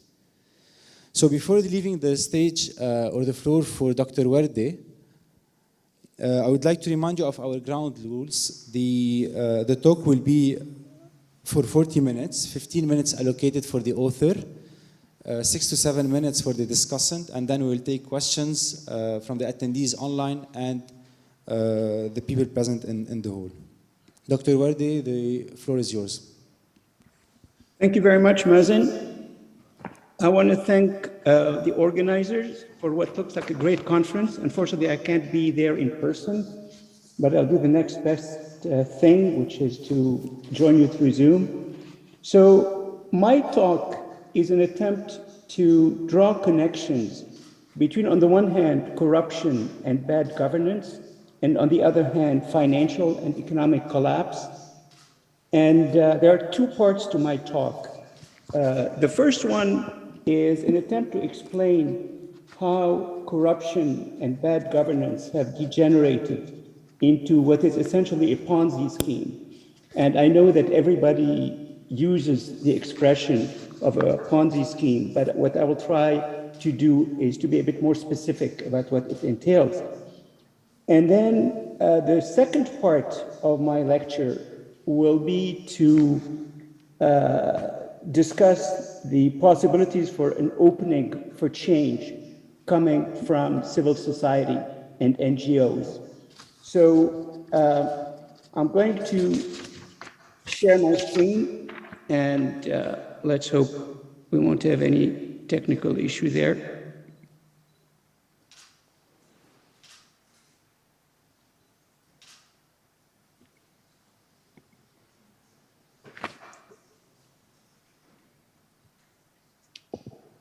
Okay, so the title of the talk is Corruption and Poor Governance, the Role of Civil Society After the Bezel. So before I start, I'm going to give you three interesting aphorisms or quotes that give us a sense of the big picture, and it's a way of linking the world of finance to the broader context, which is you're going to notice that in my talk, I'll refer a couple of times to the centrality of deception and delusion in dealing with what happened in Lebanon. So the first quote is from a novel that was published about a century ago by Ernest Hemingway. And the quote goes, "How did you go bankrupt?" Well, two ways, gradually and then suddenly. The second quote is by John Kenneth Galbraith, an economist who's unfortunately seldom read these days, but I'll be referring to him quite a few times today. And his quote is, "Financial genius is before the fall." Okay, and the third one is by Nassim Taleb, and his quote here is that lucky fools do not bear the slightest suspicion that they may be lucky fools. So let me start with a notion that you probably, well, I assume that very few people are familiar with, which is something that Galbraith called the bezel, and it is something that that was in a book, in a very famous book that he wrote about the 1929 financial crash. So the definition of the bezel is that it is the inventory of undiscovered embezzlement in, or precisely not in, the country's business and banks. And then he goes on to explain what is interesting about this notion of the bezel.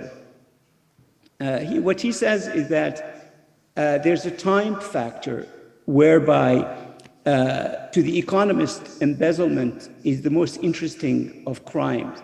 Among the various forms of larceny, it has a time parameter. Weeks, months, or years may elapse between the commission of the crime and its discovery. And a third element of his description of the bezel, which you will all recognize in the context of Lebanon, is that there's a period, incidentally, when the embezzler has his gain and the man who has been embezzled, oddly enough, feels no loss.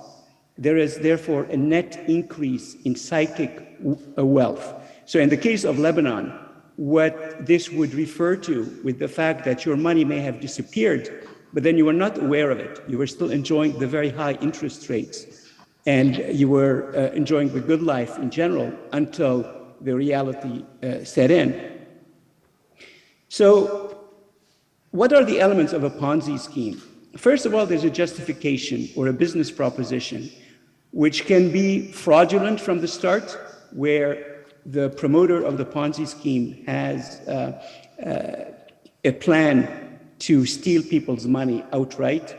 But then more commonly, it is unfulfilled promises that are artificially kept alive. That is, initially, there is an economic reality to the idea, but then this idea fails to fulfill its promise, and it is artificially kept alive later on through various schemes. And you're going to see how Lebanon fell post-Taif into that trap. So here, the distinction is an important one, because it doesn't need to be a scheme from the beginning. The most famous, and actually the person who gave his name to Ponzi schemes, was a man named Charles Ponzi, who operated in Boston in the year 1920.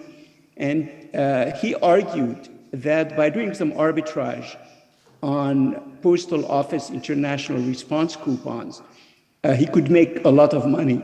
And he basically promised his investors to receive something like a 45% interest every 2 months. And what he actually did was two things. One, he would pocket the money that he would receive from investors. And the second thing was he would give the early investors in his scheme some money, claiming that these were his returns on the brilliant investment ideas that he had. But then, of course, to keep the scheme going, you need to bring in more investors. And therefore, you're going to try to have all sorts of schemes to do so. The other very famous case of a Ponzi scheme was uncovered in 2008. And there was a very well-known investor and financier and philanthropist in New York named Bernard Madoff. And he was, again, highly regarded in financial circles. And he claimed that he had a technique that he was using to produce very high returns in his investments in the stock market, which is a technique called split strike conversion. And thanks to that technique, he would always beat the market, and he would consistently generate very high returns. So in both cases, no money was actually invested. The whole inflow of money was pocketed by the promoters. And of course, the success of the scheme, in the case of Madoff, it lasted something like 20 years or so before it was uncovered, relies in techniques to draw in more investors. So if you were to analyze what the elements of a Ponzi scheme are, there is usually, as I mentioned, a business proposition or an argument to entice people into investing, but then the trick is to perpetuate it, and then in the end it collapses. So basically, everything is done to reassure the investors that their investment is safe and growing, okay? And this is where you end up constructing like a whole Potemkin village, an elaborate system of smoke and mirrors. Now, the notion of Potemkin village is in the days of Catherine the Great, when she annexed Crimea, she brought a number of diplomats to visit the marvelous environment that this created.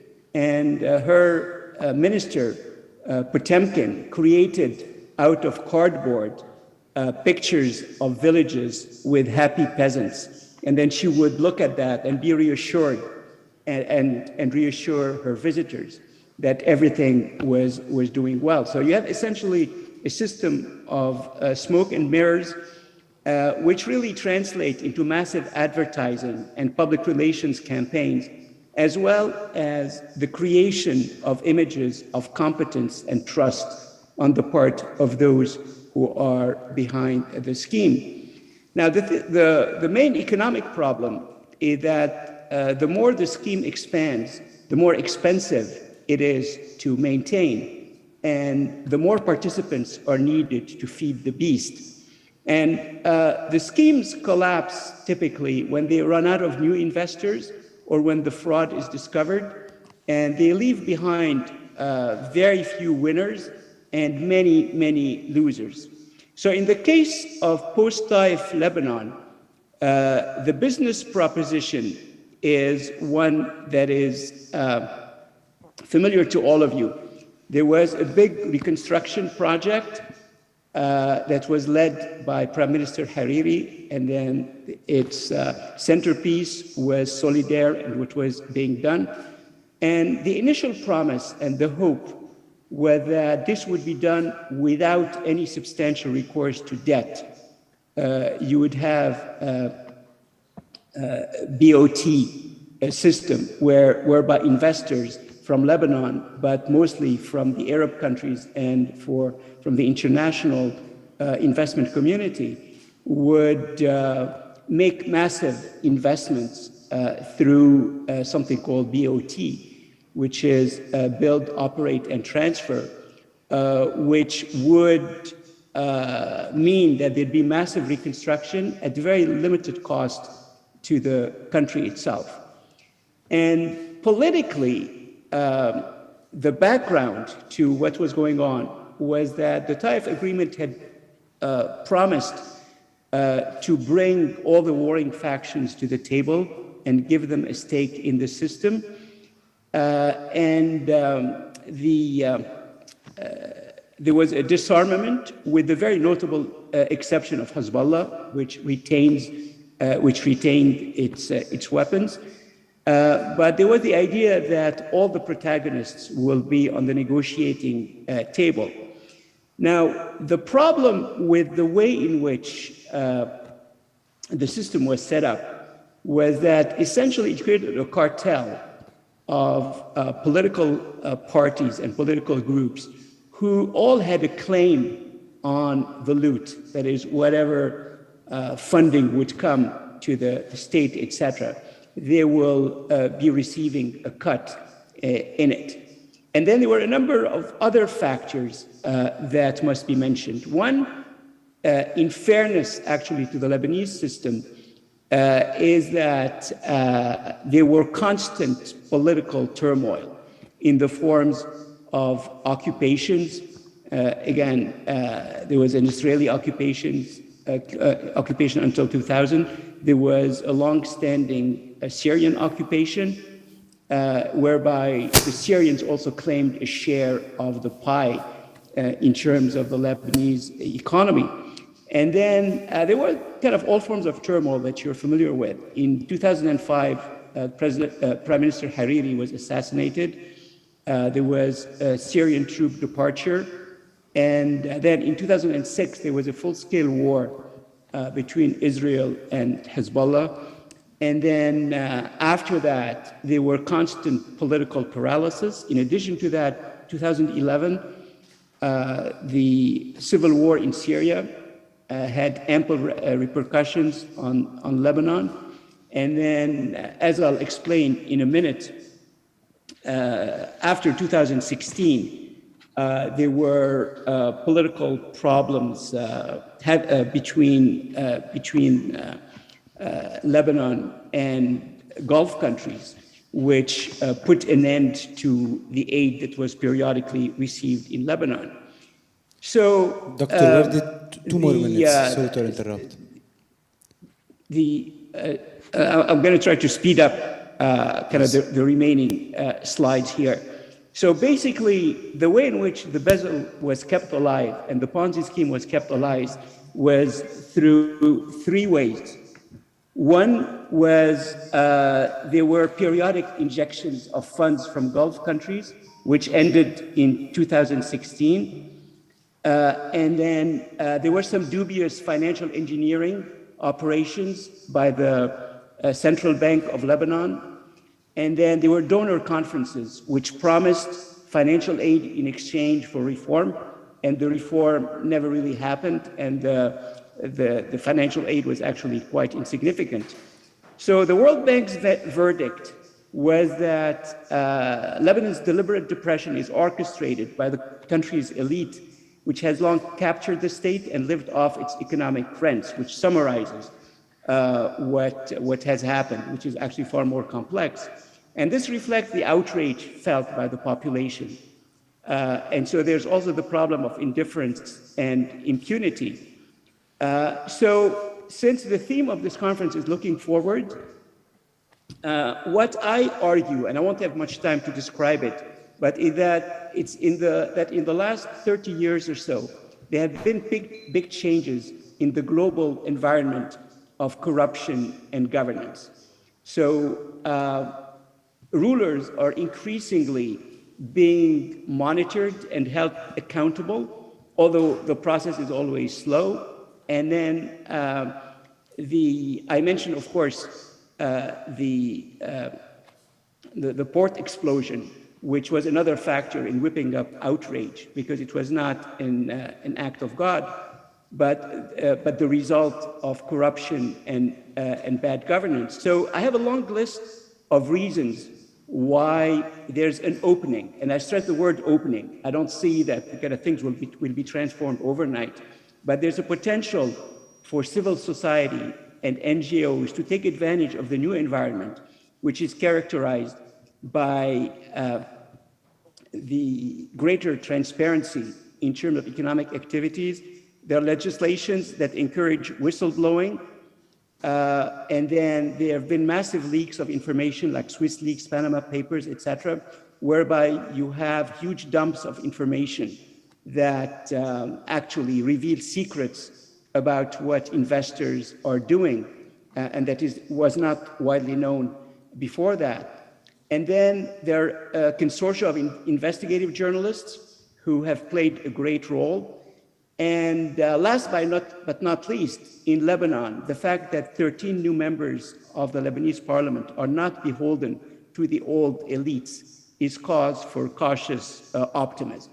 So I'm going to stop here and hear Carol's comments. Let me just... Thank you, Dr. Wardi. Okay.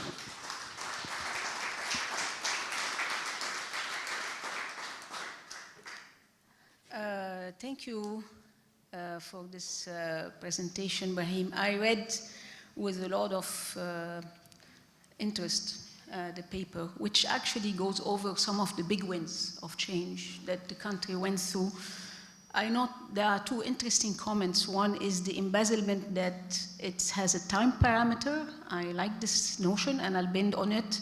Week, months, or years may elapse before the commission of the crime and its discovery. This is very important to think about change in Lebanon. And the second one is the problem of the willful blindness of those who do not ask questions when it would be embarrassing for them. So these are two comments I will rely on. Now, the big wins of change that you mentioned, Hariri, Solidaire, highway and port projects, then the political cartel and the warring factions agreement in Taif, followed by the Salame, who became a fixture in ranking of central bank governors, Paris 1, 2, 3 said, the Lebanese political class, which is unable to do reform, and finally the Saudi-Iranian pressure and the Saudi monarchy that pulls out, and lack of resources and financial resources on the country. So I see the big winds of change blowing over the country used to explain what happened. But then we land on what can the civil society do? I don't know how much can the civil society do in the face of these big winds. I think maybe in terms of the civil society, we need to go down to a more practical level and to go more into the public administration and the institution and the state building level to think about this. And let me make some suggestions. First, I am not sure if the distinction between state and civil society is relevant to our country. We tend to have this dyadic perception. I don't think so. I think there are interesting people in both.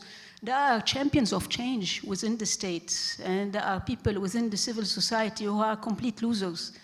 So I think that we need to think of a theory of change that builds over an alliance that goes across the state institutions and the civil society and the international community, where there is some common agreement on what reform should look like.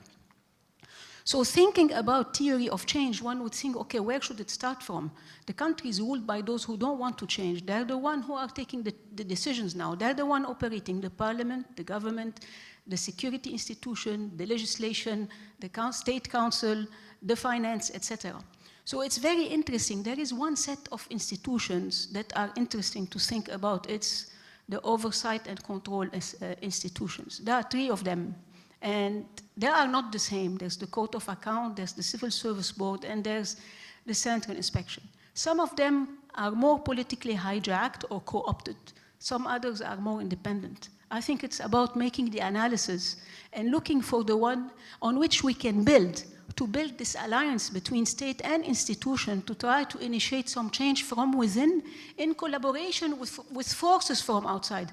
At the end, what's the civil society? The civil society puts pressure from outside for change, but someone from within has to convert this pressure into real change. So this is where I think there is some interesting thinking along these lines. The Central Inspection's mandate is fabulous. It's huge. It covers all public institutions, all local authorities. It needs to be reinforced. It needs to be acknowledged. There has been a lot of attempt to weaken it, to stop the Central Inspection from being part of the thinking about reform, to not allow the Central Inspection to have access to public administration and to information in public administration, to make the Central Inspection shy away from going outside in the media and speaking out and publishing reports. This is exactly what the civil society can push against. And when I talk about civil society, we tend to think about NGOs. Civil society is not just NGOs, it's experts, it's researchers, it's media, it's universities. NGOs will not reform the state. NGOs lobby for a cause and they provide some services and support. So we need this other aspect of civil society. So we need to think about civil society in a wider meaning, in coordination and collaboration with those institutions in the state that are willing to change and have the guts and courage to push for change and have the independence to push for change, so that we can think about some theory of change. So going back about these 2 initial ideas, embezzlement, and it's the fact that it has a time parameter, week, month, and years may elapse before we realize the crime. This is one of the problems in central inspection, is that they have been running after corruption instead of stopping corruption by design before it happens. So these institutions need to be reconfigured in a way so that they can stop. They have so much power. They're institutions with teeth. They are not teethless institutions that can really stop the corruption from taking place before it happens. Because once it's happened, it's going to be very hard today with the current situation to run after it. And the other one is the willful blindness of those who do not ask questions when it would be embarrassing or at least inconvenient. This is where actually civil society, but also the experts and the researchers and the media need to play a role. The media has a very interesting role.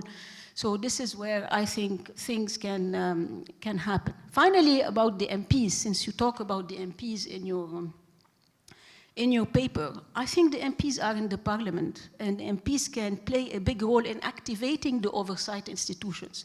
The MPs need to ask the central inspection and other oversight institutions to do their audit, to be their radar, their eyes and ears within the state, and to give them the information. Why? So that they can play their role of oversight themselves, so that the legislative, the parliament, can question the government and the executive in whatever they're doing, and does not turn a blind eye, like your second idea on what's happening.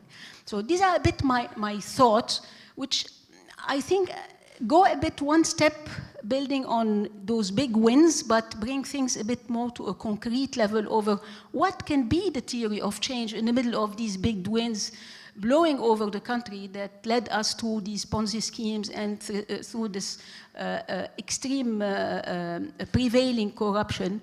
So, and now I'm wondering, I would like to hear what you think about this. No, I fully agree with everything you said. And I think it's a very nice compliment to what I talked about. The one element that I find interesting is to try and have a big picture view of what has happened. Because in all of my trips to Lebanon and conversations with people in Lebanon, I noticed that there's an element of what is often called the whataboutism, which is you talk about like one person and you say, no, if you talk about that one person, we must also talk about the other person. And there is a bit just in the political discourse, a sense of paralysis, just like there is in the political system, because nobody ever accepts the idea of moving ahead with things like inquiries or actual serious vigilance about corruption and problems of governance on the ground that the others also do it, and they do it even worse than us. So this is where I think it is important to get beyond the sectarian discourse, which is essentially deciding who the bad guys are. And then the conversations are always about how bad those bad guys are, or how good our good guys are, while ignoring the bigger picture. And this is where I wanted to stress the centrality of delusion and deception, because you have lots of games being played by those who manipulate the system in terms of propaganda and in terms of projecting images, etc., that tend to paralyze thinking and paralyze activism as well. So having said that, I think that Carol's suggestions are all extremely important and useful in terms of putting in practice some of those broad ideas. Thank you, Dr. Carol. Thank you, Dr. Wardi. A question from Nadim Shahadi on Zoom. It's mainly related to the Ponzi scheme. Isn't every bank a Ponzi scheme? No bank can survive a run. What do you comment on this question? From Nadim Shahadi. It's a good point in the sense that in all finance, there are elements of promises. And sometimes those promises are fulfilled, in which case the system works, or the promises are fictitious to begin with. They are not meant to be fulfilled. And then in some cases, for all sort of reasons, they are not fulfilled. And this is where regulation plays a role.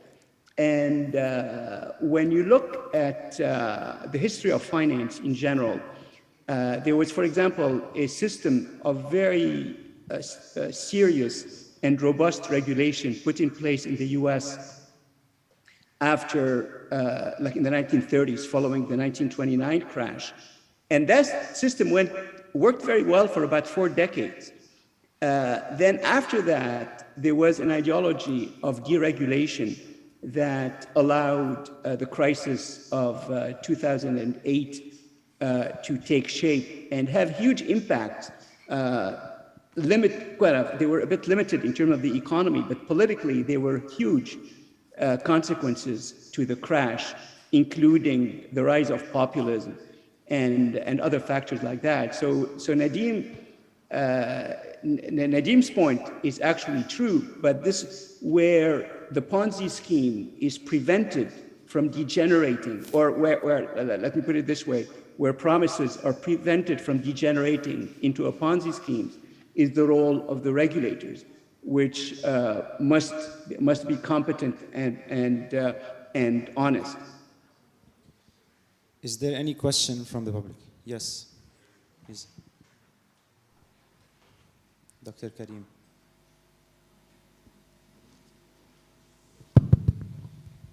Hello, Brahim. Thank you for being with us. It's a pleasure to have you. Thank you also for mentioning John Kenneth Galbraith. I was telling my friend and your friend Samir Aita right next to me that when I was 14, the first book about economics that I read was a book by John Kenneth Galbraith, and I'm still a big Galbraith fan. And as you said, today it's more important than ever to go back to his vision.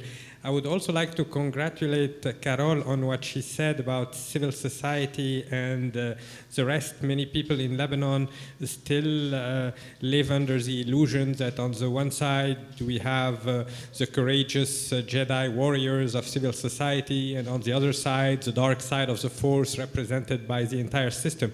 And indeed, it's very important to build bridges between courageous civil servants who are resisting from within state institutions and well-intentioned and competent civil society stakeholders, because some of them indeed are not necessarily able to understand the functioning of civil state institutions.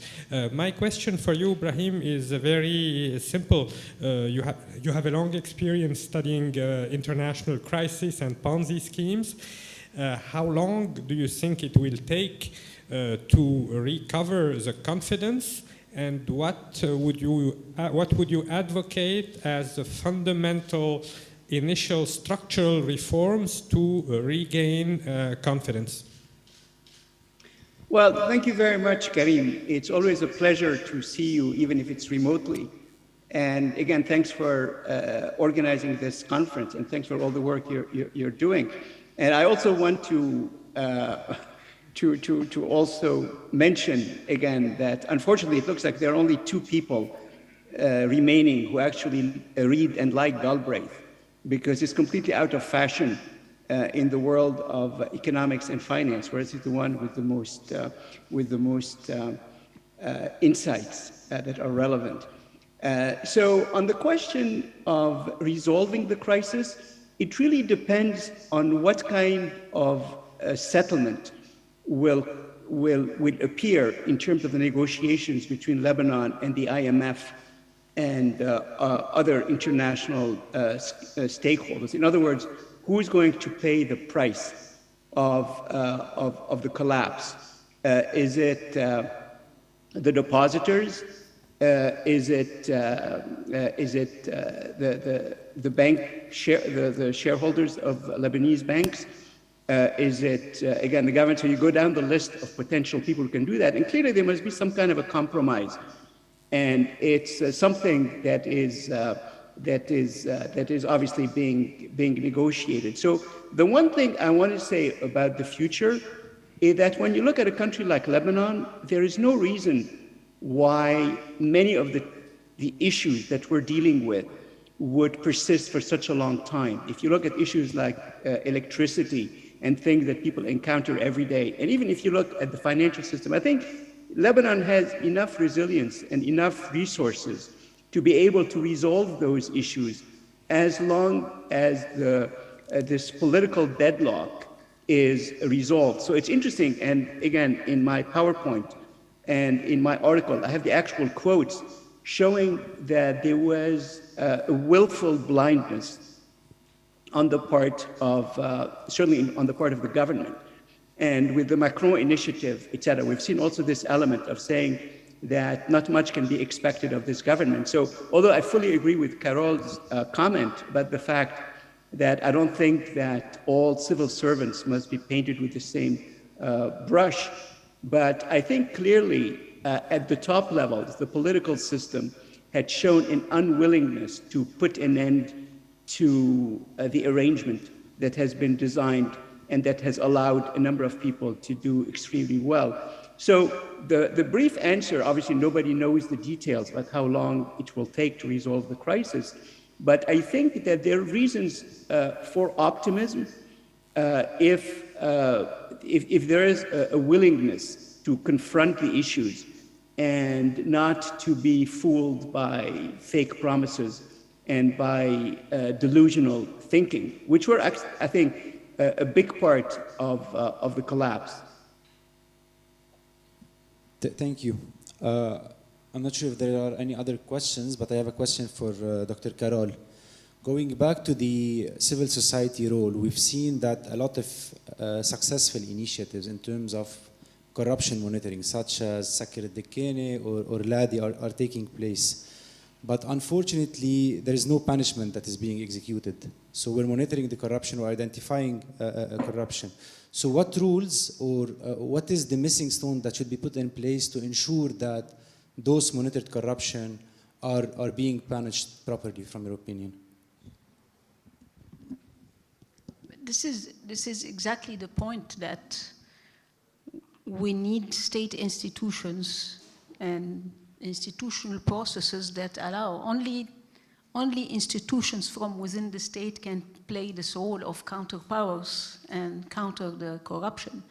And the state is crumbling. So the whole paradox is, what do we do? Do we let the state crumble till the end to rebuild it from scratch, or do we try to save part of it that can be a first pillar to build on? And what is this transition going to be to these institutions, judicial, oversight, etc., that will allow to prevent corruption? I think also the approach should be preventive and not reactive.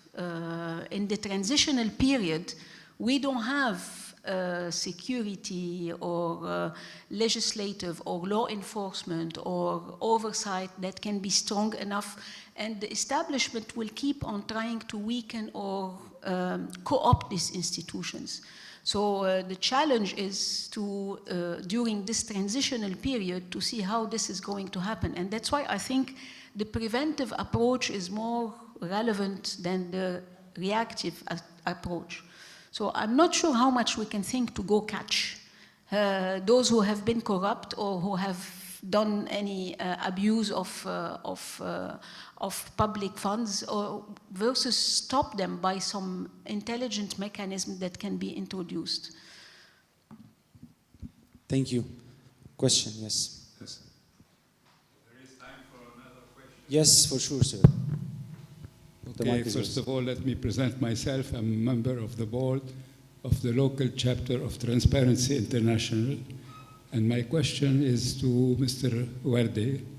I don't know if he's hearing me. Yes, he's still here. And can you confirm that you can hear us, Mr. Dr. Werde? Okay, okay. Yep, yes. About the Ponzi scheme, you mentioned all the events, political and security, that caused the collapse.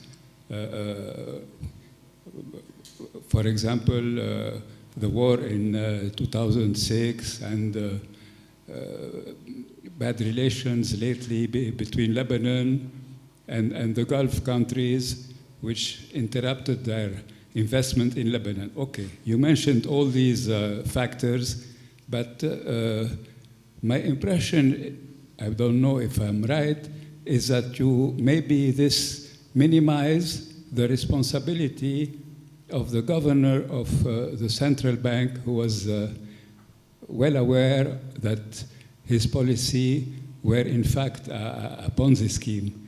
Do you agree that, do you mean that he is not fully responsible of this collapse and he wasn't aware of the collapse was going to happen? Of course, he's not the only responsible. The political class is the main responsible. But what is your assessment of the responsibility of the central bank government? This is my question. I think it's huge, mostly in terms of having allowed a lot of this to happen. But I think there were lots of people who were implicitly or explicitly complicit in that. And part of it was through what I've referred to a couple of times with the deception and the delusion. I think the fact that, like I mentioned, the financial engineering, I've never been a great fan of those notions of financial engineering in general, and especially in terms of presenting them as a miracle cure. So all of this it was very opaque. There were lots of insiders involved in that. That was one element. But the other thing is in the kind of my references to deception and delusion.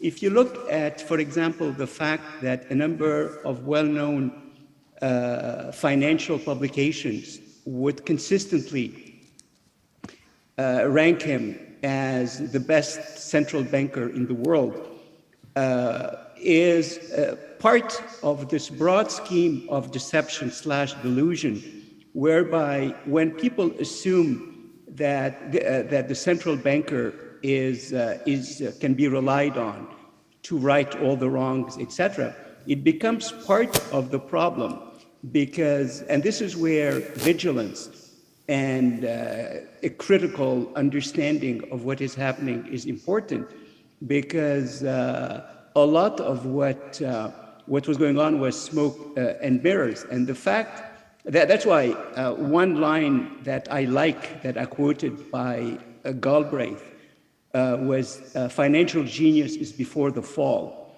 Like usually, if you look at the more traditional approach to common sense finance, then whenever somebody has a reputation of financial genius, it is reason to be cautious about it.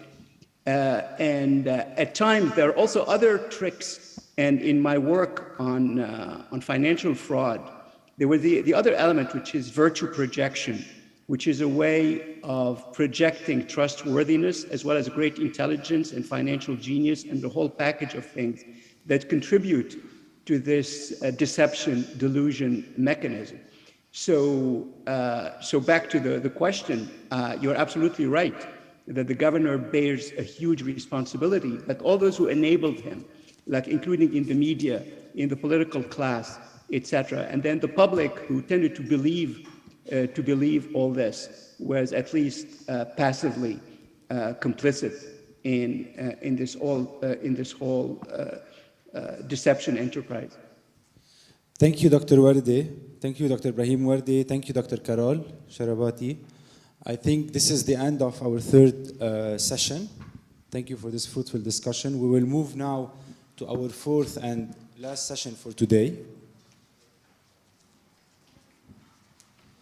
Our fourth and last topic today is titled Power and Environment by Mr. Roni Karam. Mr. Karam is the CEO of KDP Real Estate Companies. He is a BS holder in civil engineering from the University of Notre Dame. Mr. Karam, holder of a diploma from Grande École from HEC Paris and a certificate in political science from Sciences Po Paris. He is the owner and CEO of the KDP Group of companies investing in real estate in Canada, the United States, and Colombia. Mr. Karam is the previous CEO of the United Contractors and Engineers and UMD in Lebanon. Mr. Karam discussant will be Mr. Albert Taif. Mr. Taif is the founder and CEO of Prime Corp Invest. He holds a master's degree in management from HEC Paris. Mr. Taif is a board member of the National Bank of Kuwait as well as RIMCO. He possesses an extensive background in the banking sector, in which he was the CEO of Lebanon Française Finance and head of capital markets and private banking. Before leaving the floor for Mr. Karam, allow me to remind you of the session ground rules.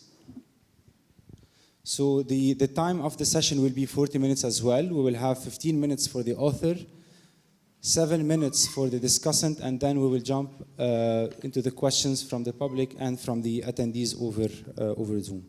Mr. Karam, the floor is yours. Well, thank you very much. Thank you. This is the last session, so I assume that I appreciate the fact that people are still here. And we're going to talk about a major problem that we're all facing today, which is almost a country in total blackout. Lebanon is running out of electricity. We have 1 or 2 hours of electricity, and we are one of the few countries in the world, if not the only country, without electricity. Meanwhile, we're seeing at the same time people installing solar panels all over the place, and it's popping up everywhere. And we're going to be reaching, by the end of this year, around 450 megawatts of solar on rooftops. So this is a very encouraging, and we're seeing how fast this goes. And this is extremely important in a new energy model. This is not...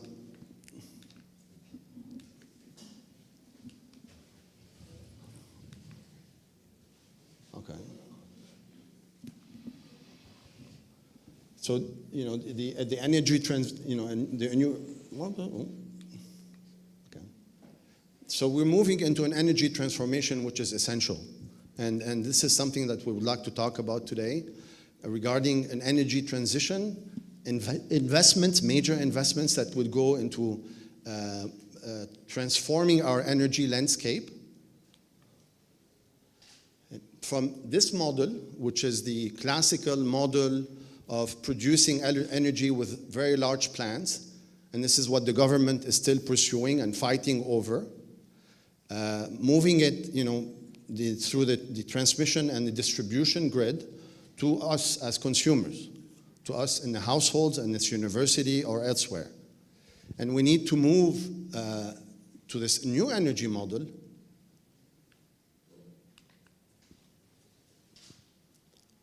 that is reflected in what we're seeing today on rooftops. All of us today will become producers of energy at the same time as consumers. This is why they would call us prosumers. And this model is going to change radically how we pursue energy, how we produce energy, how we consume energy. And this will integrate storage.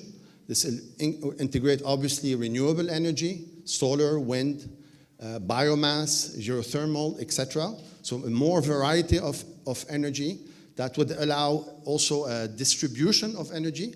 We can produce energy anywhere in Lebanon today, in villages, on the top of this university, in schools, in hospitals, and on top of our buildings. So it's extremely important to understand that there's a major shift in the world in the past 10 years in the energy model, and this is why we're seeing the Green Deal in the US, we're seeing the European Green Deal in Europe, and we believe that Lebanon, to get out of this ordeal, out of this calamity that we're in today, we need to move into a Lebanon Green Deal, where we will invest substantially in these energy forms.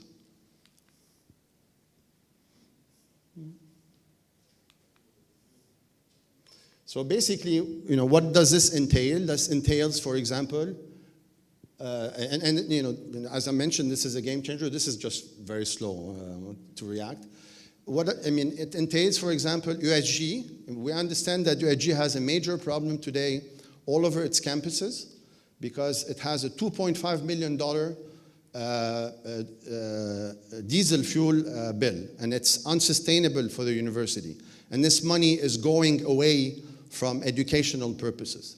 So USG, for example, to reduce this energy bill from generators, would need to can install solar panels on the roof, and this is what they are considering, can install batteries, and will be able to reduce substantially the use of their generators. Substantially, we've modeled different villages, for example, and different cases. ESG can probably reduce its generator use from 90% today, which is almost 20 hours, 22 hours of diesel generation, to less than 10%. And this is a major shift in the cost of what a university like ESG will have. $2.5 million in diesel will be reduced probably to less than $1 million. So what's really important to understand is this major shift is changing also, is coming from the cost structure. We have on one side these hybrid systems that we can develop in villages, as I mentioned, on top of our buildings. And the cost has changed substantially from the past 10 years. Why the government does not take into account the fact that the plan they had devised 10 years ago, that's still more or less around today, is completely obsolete in view of these changes and in view of the cost reduction. For example, 10 years ago, solar was at 30 cents. Today, it's at 3 cents or 4 cents. Batteries were at 30 cents or 40 cents. Today, batteries storage is at 5 cents. So we're reaching a cost where, paradoxically, it's much cheaper to produce our own energy and to store it, and to reduce the level of using the generator compared to building large gas plants that will be concentrated, that will be distributing all over the country, and that will be polluting. So the model that we looked at the numbers of the Ministry of the government's plan, February 2022 government plan, analyzed the prices, adjusted the pricing to existing costs of barrel of the gas that they want to implement.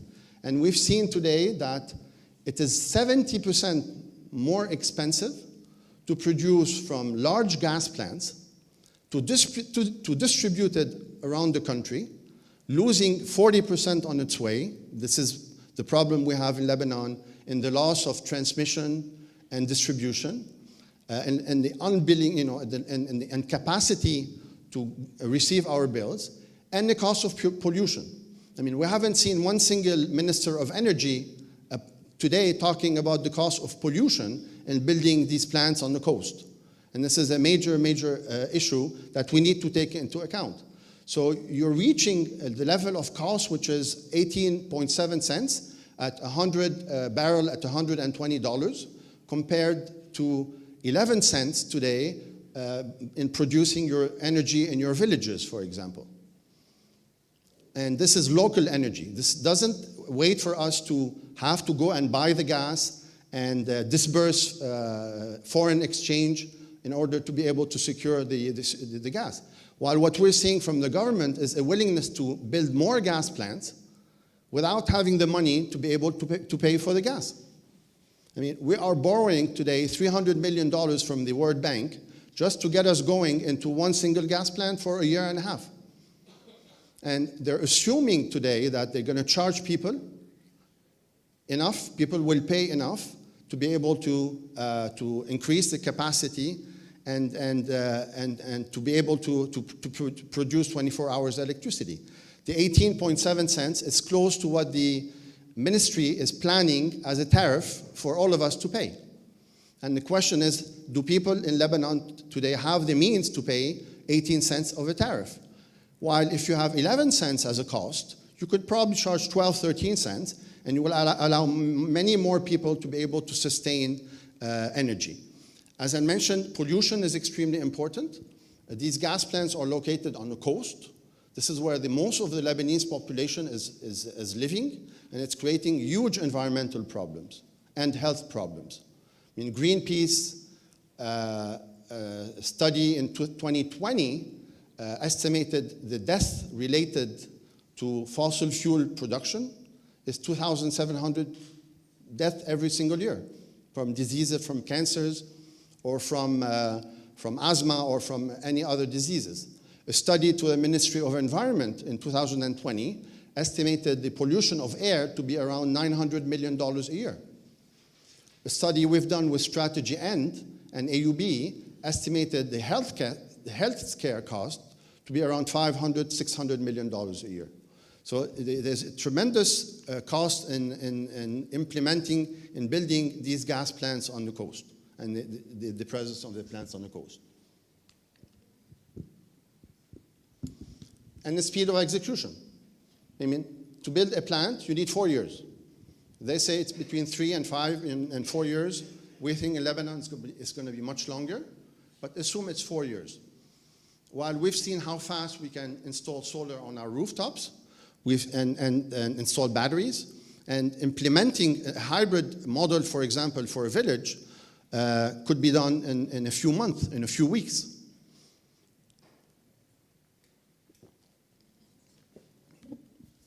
So the speed of execution is extremely important in a country in dire need of energy like Lebanon today. And we have to wean ourselves off of fossil fuels. This is part of the reasons why we've been bankrupted. Fossil fuels cost us in the past $6 billion every single year.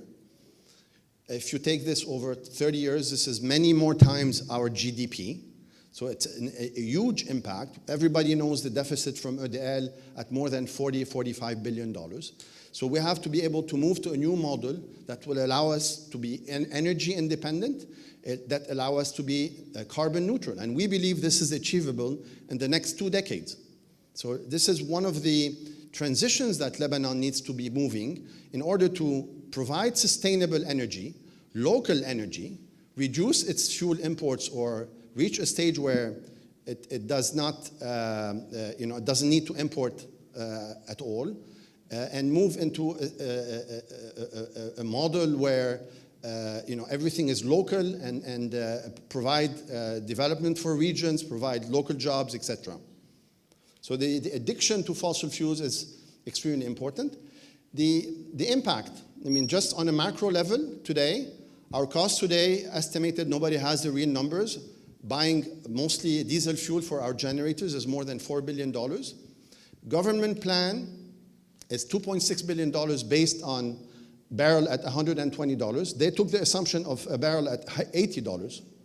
So it was $1.9 billion, but with that we're increasing $700 million. And this is an important aspect also of importing energy, because we are always at the mercy of energy prices worldwide. While renewable energy, once you invest it, it's a fixed price over 30 years.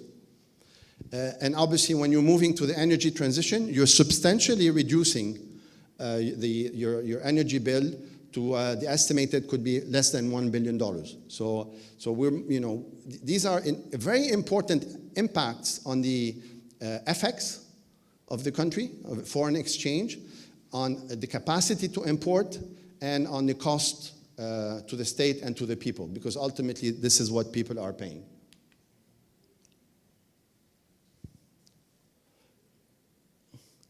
This is an analysis of the government plan. This is how they're reaching the fact that they want to charge you 18.3 cents.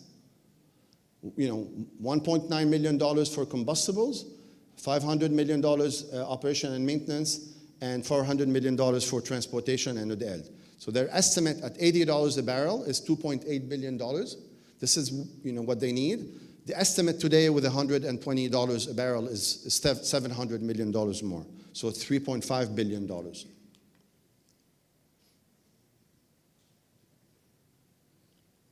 So what is the Lebanon Green Deal? What are we suggesting to do? Install renewables everywhere where we can and as fast as possible. And we're asking the donor community to take notice that it's much better to finance local villages or regions than to finance an inept, corrupt, and incapable of reform central government. So come in and help the different regions of the country, the different communities in the country, to build these hybrid systems that will provide a cheaper cost and a faster solution to our energy crisis. So the plan would be to ramp up substantially renewables. We have today 2 gas plants, Deir Ammar and Zahrani. We can start by making these gas plants function and being able to provide gas for these gas plants. At the same time, ramp up renewables so we can reduce the system cost as an average, and start maybe building one extra gas plant because it takes 4 years to be in the pipeline. But beyond that, it's much more important to start building distributed renewable on top of schools, universities. We'll show that. Then start, keep on investing into gas plants where we don't have the money to buy the gas.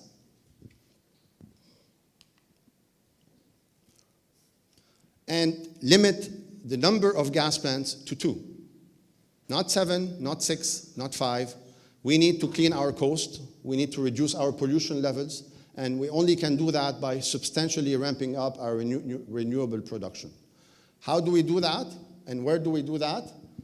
Basically, on top of our schools, USG, we studied 2,800 schools in Lebanon, on top of, in many regions in the country. With CNRS, we've mapped most of the country where we can today reach around 20,000 megawatt of renewable, almost 6,000 of solar on public land, and 1,000 of wind on public land. And this is enough for us to reach 50% renewables just by building on public land. And this is mapping for regions, for villages, for and utility scale, very large projects that we will be able to show you. This is, for example, a project we're working with 25 municipalities. This is in Ras Al-Balbak, Hedmil, Asail, and all the municipalities around. And we're preparing a proposal for the financing community to be able to install a large-scale solar plant with batteries that will provide electricity, sustainable electricity, for 220,000 people in that region. Same thing now we're starting in the West Bekaa with multiple villages. This is an example of a hybrid project in Jabouli. This is done by the private sector. And what's interesting in Jabouli is that before that project, people wouldn't pay their electricity bill to ODL. Now with the project, they're getting 24 hours electricity. It's being billed around 10 cents, so much cheaper than what you're billing for the generator. They're getting 22 to 24 hours electricity, and everybody is paying for their bill because it's done through prepaid cards. So the distributed model also allows you both to reduce the losses that you have in your system, the transmission, the transport losses of energy, and at the same time, the uncollected bill. The generator is able to collect the bill. Jabouli is able to collect the bill. So having a local model has much better chance of securing 100% collection bill like we have in Jabouli, and reducing almost to zero the network losses, the technical losses that they always talk about. We designed, for example, in Bej Hamoud, working with Avitam, and we also saw where they could install renewables. Schools, hospitals. The Karantina dam, for example, could be used fully or partially to install a solar plant. If you install solar plants on the Karantina dam, you can provide for the 200,000 inhabitants of Bej Hamoud, half of their electricity needs during the day. So this is substantial. We worked with the municipality of Gbeiri, for example, trying also to do the same thing. So this is where we can start implementing solar rooftops or projects where you can install on dumps or in different lands very quickly. Villages are very important because villages are remote, they have the land. You're losing transportation with them, and they need development. They're in bad need of electricity. We've met with people from a village in Ras Al-Balbak, in Al Ain, 25 young people who are we were looking for our help to get them a study and money for the water well. They don't have water in the village, they're farmers. And so they were asking how much it would cost for us to get money to provide solar for our water wells. As I mentioned, we studied 2,800 schools, including USG and universities. Potential is 470, almost 480 megawatts if you put solar on all the rooftops of schools in Lebanon. This is Beirut, just gives you an idea about schools in Beirut. We separated between public schools and private schools. This is for financing, but this shows you, for example, the details of the studies that we do. Hospitals, same thing, 50 megawatts.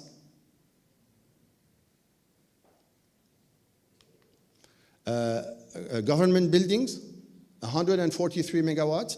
For example, Beirut Airport has 230,000 square meters of unused roof. They use part of it, for example, for ACs, but you could have solar on all the rooftop of the Beirut Airport. That could provide for the airport, or if you have excess electricity, store it or provide to the neighborhood. Water wells is extremely important. We did a study that we presented to the World Bank. A lot of the utility water companies don't have the money anymore to buy diesel fuel to pump the water. So we did a study for the 950 water wells in Lebanon, and we estimated that we needed 180 megawatts to install solar so you can provide it. So the studies we do are very detailed. We use software. We eliminate all the non-agricultural land. We eliminate wooded land. We have criteria for elevation, orientation, and the numbers that we have that we provide are quite precise. Finally, we also designed and studied utility scale solar plants. So this is, for example, in Ras Al-Albak. This could be one of the biggest solar plants in the world. And this plant is extremely important. I mean, the criteria we look now for are obviously the technical criteria to have a solar plant, but we also look for the grid. So this land has two high tension power lines going through it that will provide electricity for the whole country. And we also look for public land. And you can see here that 50% of this land is public. All the green area that you see on this map is public land. And this is something that could start right away. The cables that you have on these transmission lines would allow you to start with probably 300 to 400 or 300 to 500 megawatts of solar immediately with the existing grid, while you upgrade the grid to allow you to build more solar as a second phase. So these are projects that could be executed right away.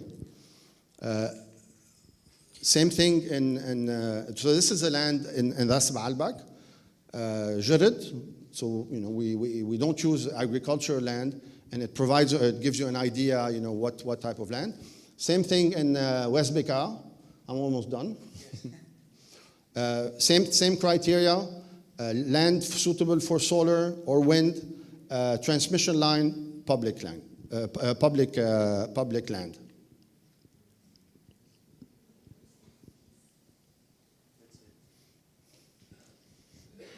Thank you so much, Mr. Karam.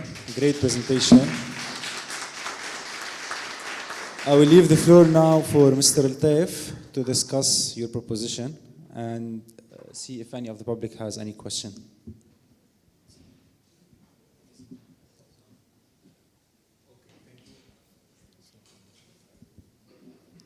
Okay, thanks, Ronnie.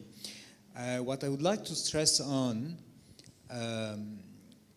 in fact, everybody in the world, I believe, is convinced of massive investment in renewable energy.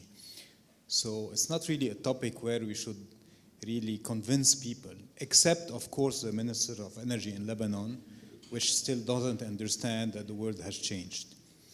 Anyway, so what I would like to stress on this presentation is the fact that Lebanon, the very important criteria for developing renewable energy in Lebanon. First, we have nothing. This sector has been at least 20 years that we didn't invest $1 in this sector. So we have the opportunity to leapfrog and to rebuild and to go massively and very rapidly in a new modern world. Go immediately, achieve a goal of 50% renewable energy in a very short span of time because we don't have legacy issues, big power plants, etc. The second thing that I'd like to stress on is the fact that we have to stop in Lebanon the reliance on fossil fuels for two reasons mainly. First, this is where the big corruption lies in Lebanon and the big mismanagement, let's say, of procurement. Okay.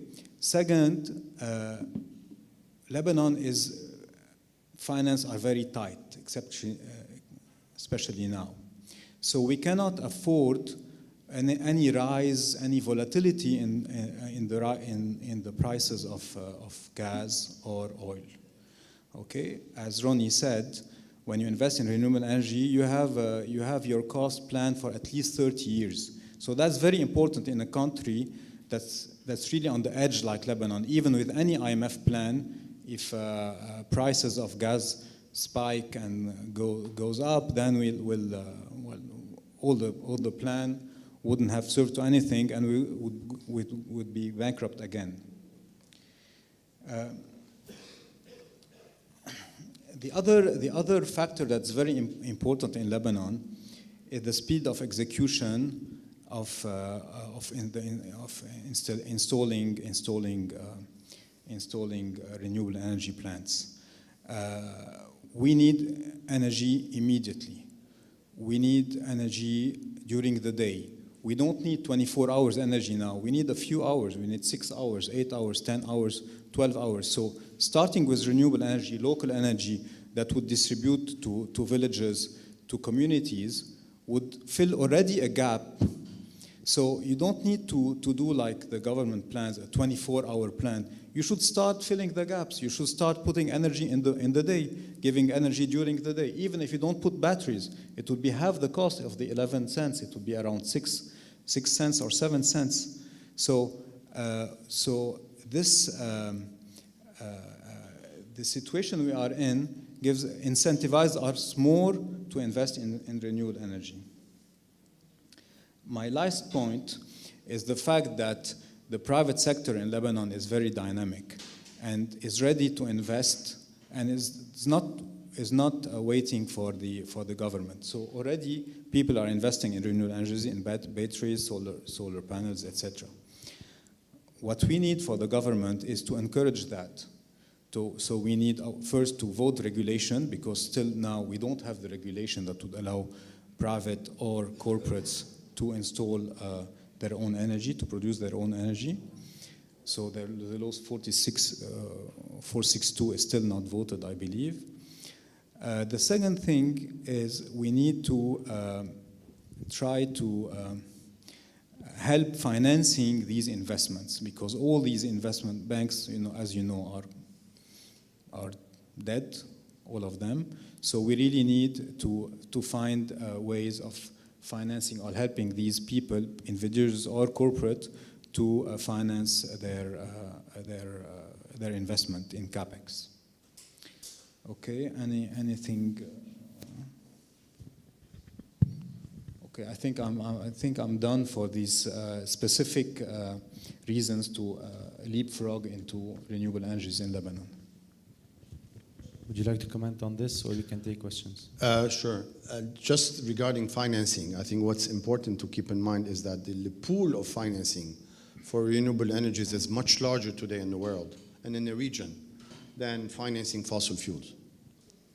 You need more money initially, so maybe you need twice as much money initially, but it's quickly amortized by saving on the import of fuel. So the amount of financing, both for the public sector and the private sector, is much more important today. And if Lebanon does the proper reforms, you will get the money to be able to achieve this. The second thing is people will finance maybe your gas plant. So maybe you will have Siemens who will come and finance your gas plant, or maybe international institutions will do an exception for Lebanon to finance a gas plant. But nobody is going to finance your operation and maintenance, and nobody is going to finance purchasing the fuel. The cost of a gas plant is only 12–13% of the total cost of producing energy with gas over the lifetime of the plant. So even if they give us the plants for free, it's not the problem. It's the problem, how do we secure buying the gas for us to run these plants? And we're seeing it today. I mean, the government doesn't even have money to do the maintenance of the plants. The government doesn't have even the money to buy a minimum gas, and they're getting a loan from the World Bank, both to buy Egyptian gas and to buy electricity from Jordan, which is extremely inefficient. So it's extremely important to keep in mind that the energy bill of the country is unsustainable. And finally, we're talking about the IMF plan. The IMF plan is coming to tell us, guys, you guys are poorer now, much poorer than you were before. You used to import $18, $20 billion every single year. Today, you can only sustain to import $7, $8 billion maximum. Our energy bill, at the minimum today, including transportation, is probably $4 billion, $5 billion. So we will be left only with $2, $3 billion to import everything else. Food, medication, machinery, etc. So this is unsustainable. If we want to rebuild a durable, sustainable economy, we need a durable, sustainable energy system, and we need to cut our energy bill at least by 2. And we can only do it through massively injecting renewables into the system. Otherwise, we're going to go from crisis to crisis to crisis and never get out of it. We've been doing it for the past 30 years. It's time now to change the paradigm. There's a major paradigm shift in introducing, we're not talking about only renewables, we're talking about changing the whole model, looking holistically, introducing electrical cars very quickly, battery storage. All the technology that we need for the grid is extremely important to implement today to start building on the right foot. Thank you. Any other questions from? Yes, this is an interesting topic.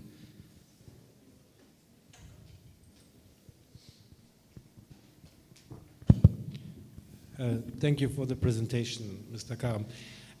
2 related questions. So there's often there's a narrative that goes around that one of the obstacles to any kind of improvement in the energy supply are the generator operators or the so-called generator mafia. There have been reports that, I'm not sure if they have been verified, that generator operators have threatened customers who put up solar panels to cut them off, to try to suppress this trend. So that's one. How, in your perception, is this resistance from the generator operators something real? Is this something one really has to contend with? And if so, how to solve this? Second, related question. Now, the energy importation as well as building the power stations, the new power stations, obviously involves interests of powerful people in the country and in politics. Your proposals to build these decentralized power stations, which would seem to cut these guys out, I would expect that there will be resistance. So the question is, what can be done to overcome this resistance? Is perhaps a way that, just playing maybe a bit of devil's advocate here, do we need to allow a little bit of corruption within your model to actually have a chance to implement it? Thank you. Well, I think your question is in general, mentioning vested interest, whether it's from the generators or from fuel importers. I'll start with the fuel. I think the major mafia is the fuel and less the generator. But I mean, why is it? Because the fuel is feeding our political class. One politician from the north said, we disagree on everything except on the fuel. So yes, there are vested interests in the fuel. Now, the country not having any electricity, at least is importing, last year I was told it's $2.8 billion in diesel, and obviously this is the vested interest into that.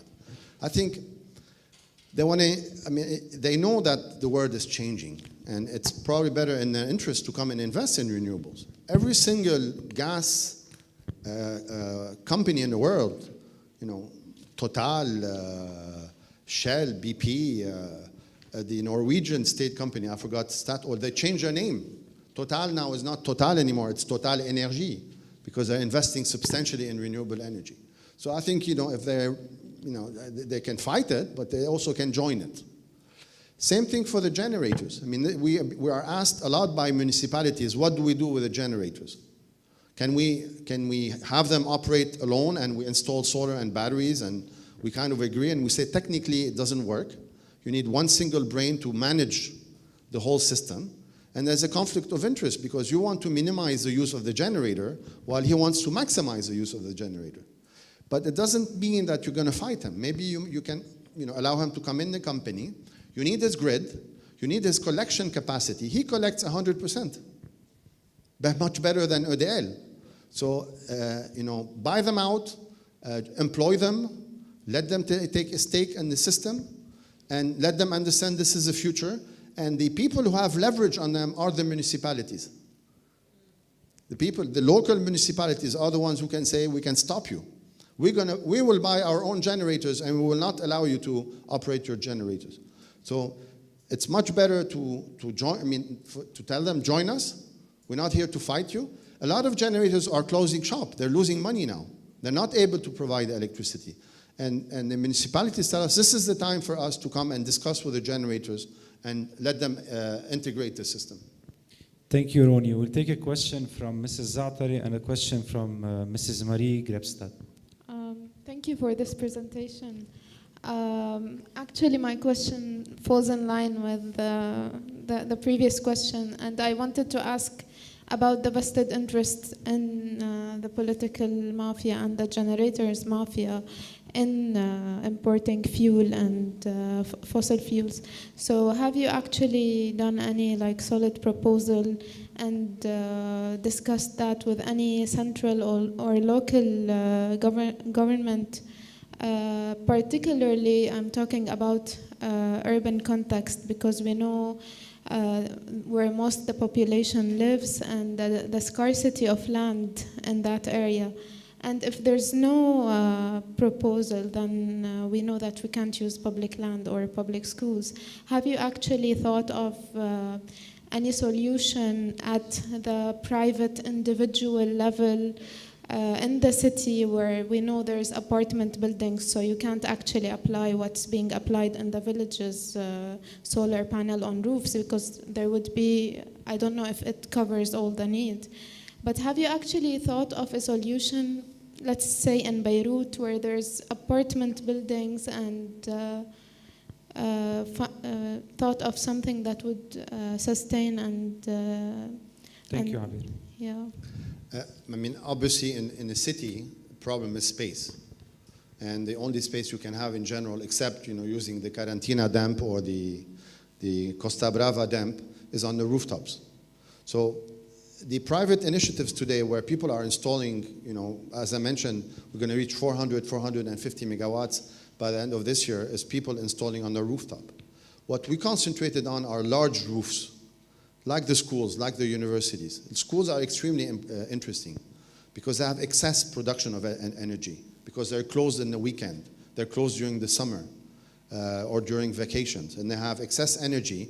And we've worked with a school where we audited, for example, their solar system, and we made recommendations for their generator, for their batteries. So we concentrated on the large rooftops that we mentioned.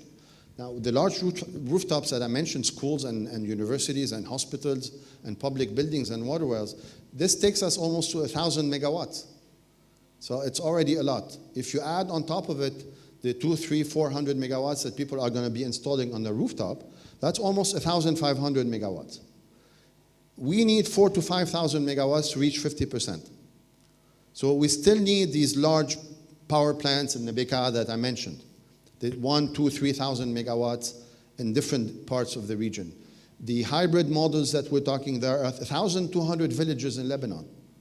If each village or each group of villages has his own hybrid system that provides them 24-hour electricity at 11 cents, this is going to reduce substantially your need for central electrical production. So I think you have to work on the different levels, and you have to work with local authorities because they get it, because otherwise dealing with the government is, as we all know, I mean, electricity is the most ominous sign of a failed state. A country that doesn't have electricity is a failed country. And we mentioned, for example, having these gas, in the previous sessions, the gas tanks next to Daura, representing hazard. We mentioned about urban planning. Everything comes and integrates into the solving the electricity problem. This is why we believe we need to look at it in a holistic way, not in a separate way. I just want 24-hour electricity. I'm going to build 2 gas plants and the problem will be solved. This is not going to be the case. I need also to solve my transportation problem and to start integrating electrical cars. I need to solve my demand. I need to control my demand. We cannot assume that the demand will keep on increasing. Now, obviously, demand has gone down substantially. Lebanese people are in a frugality mode. Whoever had 20 amps now is going down to 10 amps. Or 10 amps is using only 5 amps because we cannot afford electricity anymore. It's good to be careful with your electricity consumption. We have to introduce efficiency. We have to introduce isolation for our buildings. Everything will need to be geared towards reducing our energy consumption and reducing the waste that we've been living on for so long, built on debt.